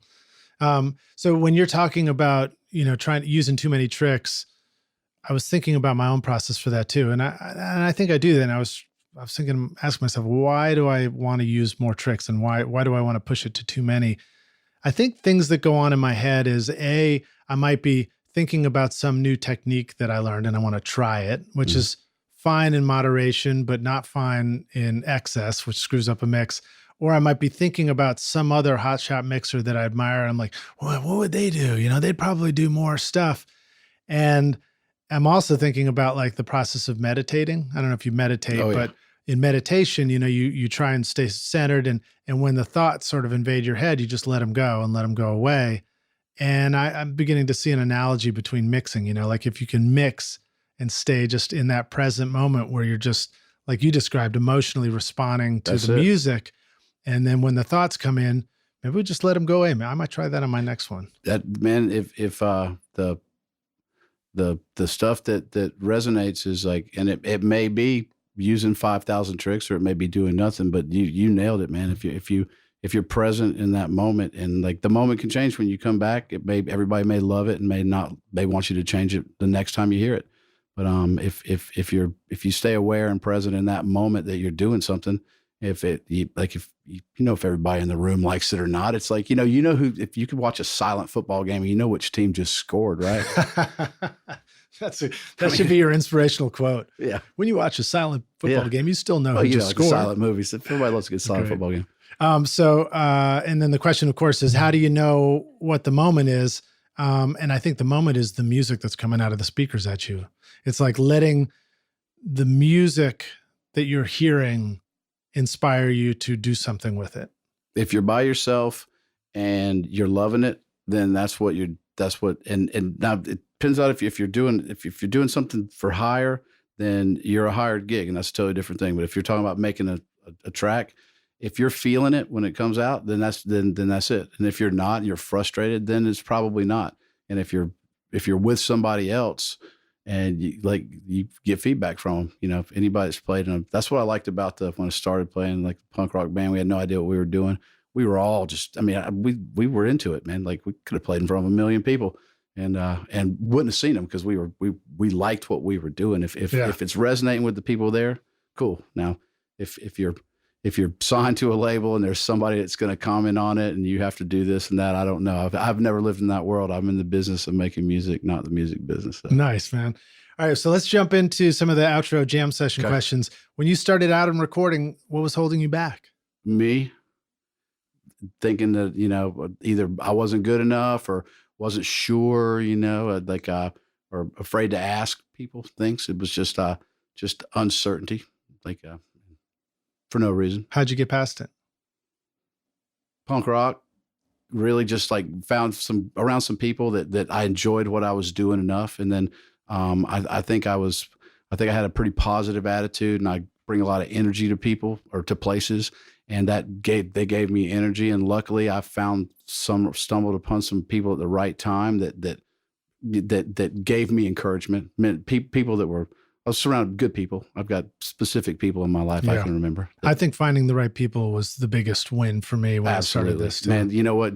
If you're around people that are not encouraging you and holding you back, that's okay. You might be doing them just as much harm as they're doing you. Find a place that you're comfortable doing something you're comfortable doing that you like to do. And if you get an internship at a studio and you find yourself waiting to get off, then maybe you should be an accountant or fix cars or something else. But don't kid yourself that the dream you have is what you're supposed to be doing while you're doing it, you don't like it. That's interesting. It's good advice too. So now how about some of the best advice you remember receiving from anybody? You got any more you want to share? Shut up. Be quiet. Yeah. I got so much good. I got so much good advice from my dad, just positive. I don't have anything in particular that other than really be in the moment, man. Like just pay attention to what's going on and don't get distracted. All right. So now how about sharing a recording tip, hack, or secret sauce? I know we've already shared some, but you got another one you want to let loose on us? Yeah. Mine's the hardware tool is my secret sauce is that Echoplex. When I got it, I just happened to get a Leslie preamp pedal too. So I have an Echoplex tape delay going through a Leslie preamp pedal directly into a Leslie cabinet. And that's my guitar rig. And it's fun to play. And it can be a lead instrument sometimes, but what I found was good for is background noise. And this was, again, another probably Daniel Lanois thing where he would take his pedal steel stuff and run them through a sampler, turn them backwards. And instead of adding more instruments and choruses when he wanted energy, he would bring these effects that were made organically from the tracks that are already in the song, right? Up and down, just in the background, they would create this environment. Well, this Echoplex, if you get it in a feedback loop, it'll go, and then when you get it in sync with your song, print it the whole way, and then do another one that's maybe a different time signature, and keep them in there and just slide them in and out. You know, I like that, man. Or it could be anything. It doesn't have to be an Echoplex. It could be anything. It could be a noise. It could be static from the TV. Find some sort of non-musical or quasi-musical energy that creates the environment that your song's in. We can hear the painters banging on the door like that here. right there. They're ready for us to wrap up the podcast episode. I would totally sample that. It just went. That would be our beat. That's it, man. Or maybe when we're done with this, we'll fire one up. So what makes me excited about hearing your tip with the Echoplex and the Leslie and pedal and Leslie cabinet is I've got those things here, dude. And I'm gonna go plug my guitar into it and try it out. Absolutely.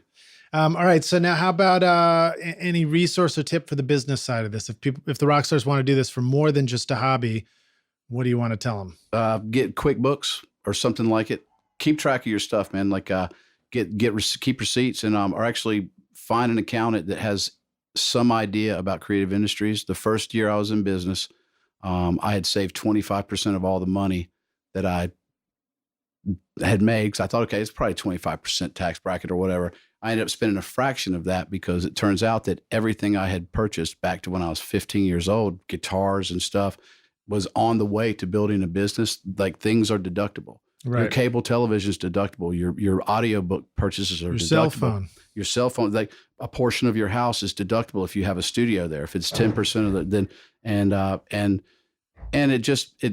it keeps you from having to worry about, taxes, and so sort of, it's a discipline too, man. If it's a business, then run it like a business.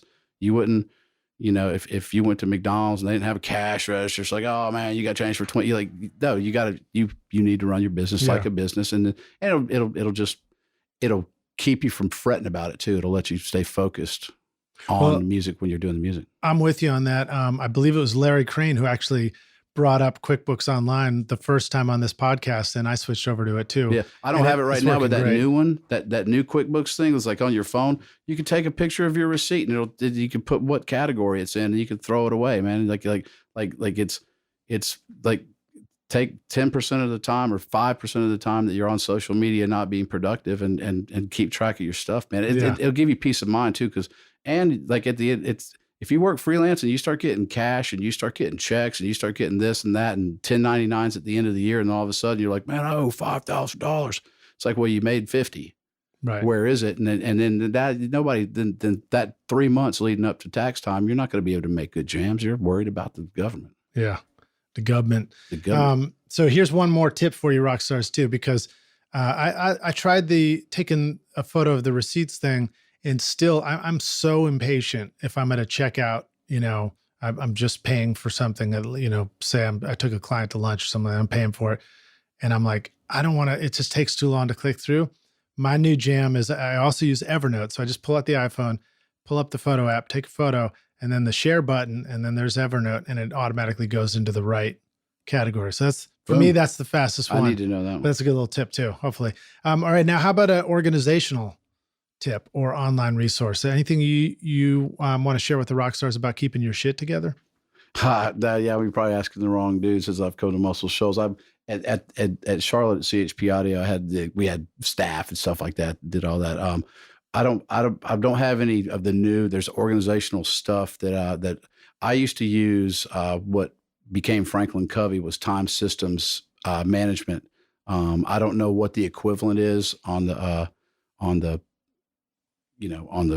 web, but organizational, I would find some sort of planner. The time systems thing used to be like A and B priorities for the day, and prioritize what you're going to do the next day, and then if it doesn't get done, you shift it. Like some like whatever it is. Kids these days, I got a buddy of mine, Mark Eckert. Hey, Mark. He runs his whole business on his phone. And he kills it. I don't do it that way, because I haven't had to yet, and I'm from an old school. How about some old school tips for organizing the studio itself? Where do you put the cables? Where do you put the adapters? Any lessons about that? What about maintenance? I would find a place to put everything. This was a wood shop at a video studio that's in Charlotte called CNS. but they like where they had the rake or the hammer or the anything, it doesn't matter. They had spray paint around it, right? And so when it was off the wall, you knew it was not there, right? So I'd find a place to hang your cables, I've got a rolling cable rack thing in the studio, and I'd find certain places to put all the like adapters. It doesn't, and then and stick to it. Like you're gonna save yourself a lot of headaches, because if you have to stop the mood, you got to stop it for as short a time as possible. If you go, I got to go find this thing. Hold on, let me set it back up. Just and get all the stuff that you don't use on a regular basis. Get it somewhere else. Like get it out of the way. Yeah, I'd say like minimize the stuff. I'm horrible at this, but minimize it. Keep all the TT cables in the same place. Keep all the connectors in the same place. Yeah, I've noticed that my studio environment has evolved to have different areas of organization. So like all the cables don't live with all the cables. The ones out on the floor, that's where the guitar cables go, and the mic cables, because of those are the ones that get needed. Yeah. But the crazy adapter cable doesn't need to live out there. No. That can live in closer to the maintenance area or something. And then, in the control room, obviously the patch cables are going to live near the patch bay, but then, other adapters, get thrown into something.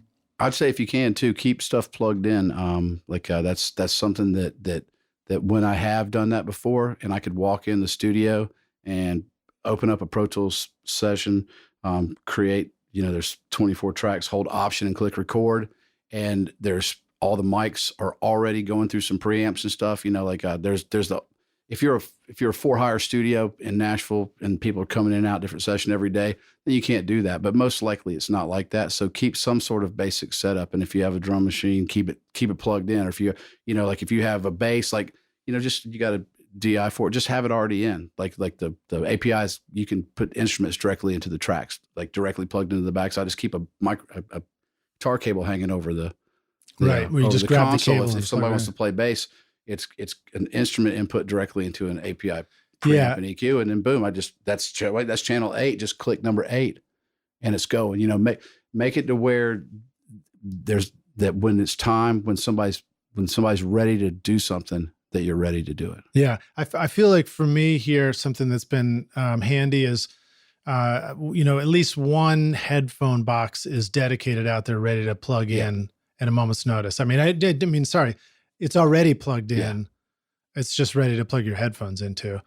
Here's one. Tell people when get used to the people in Muscle Shoals do this because they're pro studio cats.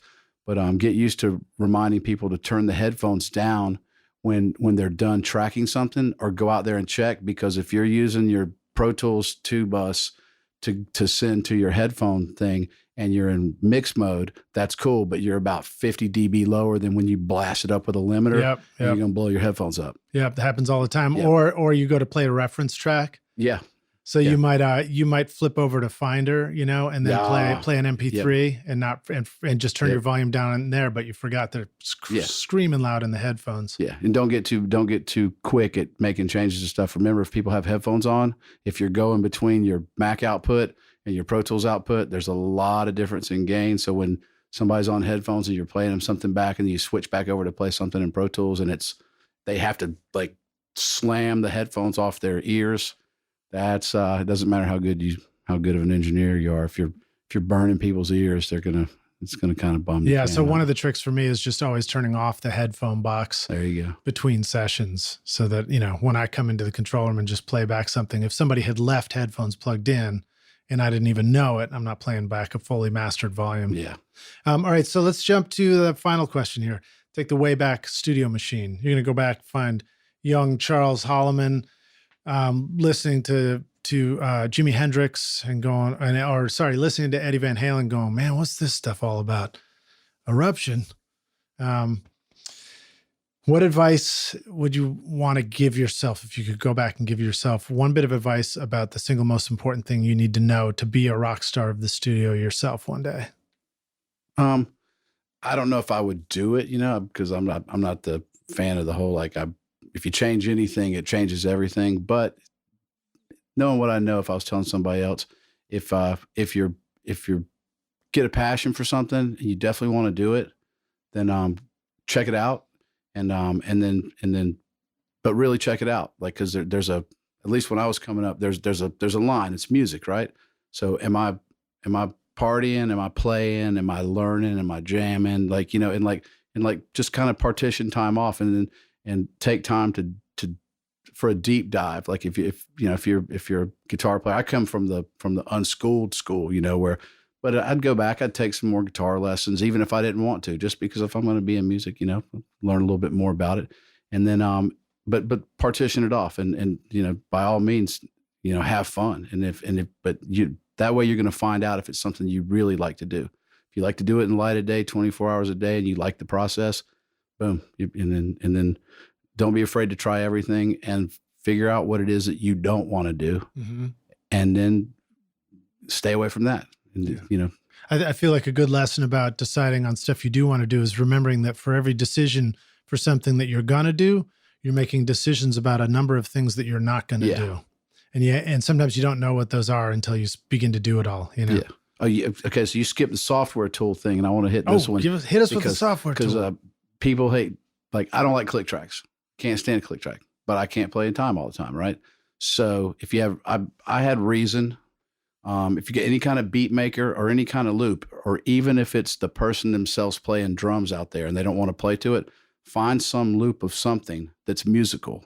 Like in Reason, it would always be like a, percussive type thing, or just, it could be an arpeggiated synth, and make it something that's timing wise is right, that they can hear in their headphones, that doesn't sound like a dang, dang, dang. That's the most non-musical thing in the world. It's like getting punched in the ear, right? It's something that, because a lot of people that play drums have played with a percussion player, right? Or played with another drummer. And so give them something that feels like music to play to. And then, if it still doesn't work, then don't use a click track. But more often than not, if you figure out how to make that dude comfortable or that person comfortable, then you're making your life a whole lot easier, and you can turn people into better musicians and make them feel better about their performances, because they know they can't play to a click track very good, so when they hear it, they get all up in their head, and then they don't give a good performance. And as an engineer, what good does it do you to feel like smarter than, because wait, this drummer can't play to a click? Yeah. Like the drummer obviously plays drums because they love drums and love playing music. Yeah. You may be working with a drummer that can't play at all, but hopefully not. if you're working with anybody and you're getting paid to do it, then you're working. Yeah. And you're in the service industry. Yeah. If you're an engineer, you're in the service industry, and you're there to make that person feel good about what they do and make what they do sound better than it did when they got there. Awesome, man. Well, great reminder on that. Thank you so much for being on Recording Studio Rockstars with us, Charles. It was a pleasure to meet you down in Muscle Shoals, and it's awesome to be hanging with you today. Let the rock stars know how they can find you. How can they follow you, reach out to you? Maybe they need to make their next tracks, or what should they do? Go look at first if they're going to come down to Muscle Shoals. I'd watch the documentary, Muscle Shoals documentary. I'm Charles Holloman on Facebook. I got chpaudio and East Avalon Recorders on Instagram. I'm not much of an Instagram guy. The Muscle Shoals tracks thing's going to be around, but just, hit me up. If you type me in, you'll figure it out. And it's East Avalon Recorders. Come make some jams. If somebody wants to come to Muscle Shoals, even if you're not recording, if you got questions about it, like I said, I'm all about promoting Muscle Shoals, and I'm all things about it. So hit me up. If you want to make some music, cool. If you want to pipe some tracks out, cool. If you just want to come visit, I'll give you a tour. Is there an email address attached to any one of those that you want people to reach out with? muscleshoalstracks@gmail, and chpaudio is my main, chpaudio@gmail, or Muscle Shoals Tracks, or just hit me up on Facebook. Facebook, I guess, is all right. Sounds Messenger. Good. Sounds good. Awesome. Well, again, thank you so much for being here, Rockstars. A reminder that you will find links to stuff we're talking about in the show notes. There's going to be a YouTube playlist there of some of these tracks that we talked about with Charles, and also. We'll put in some stuff about the documentary too, which I don't think we included yet, but we'll put that in there. Thanks so much for listening. We'll see you guys in the next episode. Thanks for being in the studio, Charles. Thank you. Adios. Cheers. Thanks so much for listening to Recording Studio Rockstars. If you enjoyed the show and want to help make it better, then please share this episode with your friends on social media and leave a rating and review on iTunes to help the podcast reach more rock stars like yourself. You can click directly over to iTunes or go to rsrockstars.com/review for an easy explanation. Also, remember to hit the subscribe button to keep up with these weekly episodes. And if you're ready to make your best record ever, then head over to Recording Studio Rockstars Academy, where you can start with my free mixing course at mixmasterbundle.com. Look for the link in the show notes. And if you want more free content from Recording Studio Rockstars, all you have to do is go to rsrockstars.com/email. Again, that's rsrockstars.com/email to enter your name and email, and I'll keep you in the loop with articles, videos, podcast updates, and even free gear giveaways for your studio, all totally free. Thanks for listening, and thanks for being a rock star. I'm Lid Shaw, and this is Recording Studio Rockstars. Now, go make great music.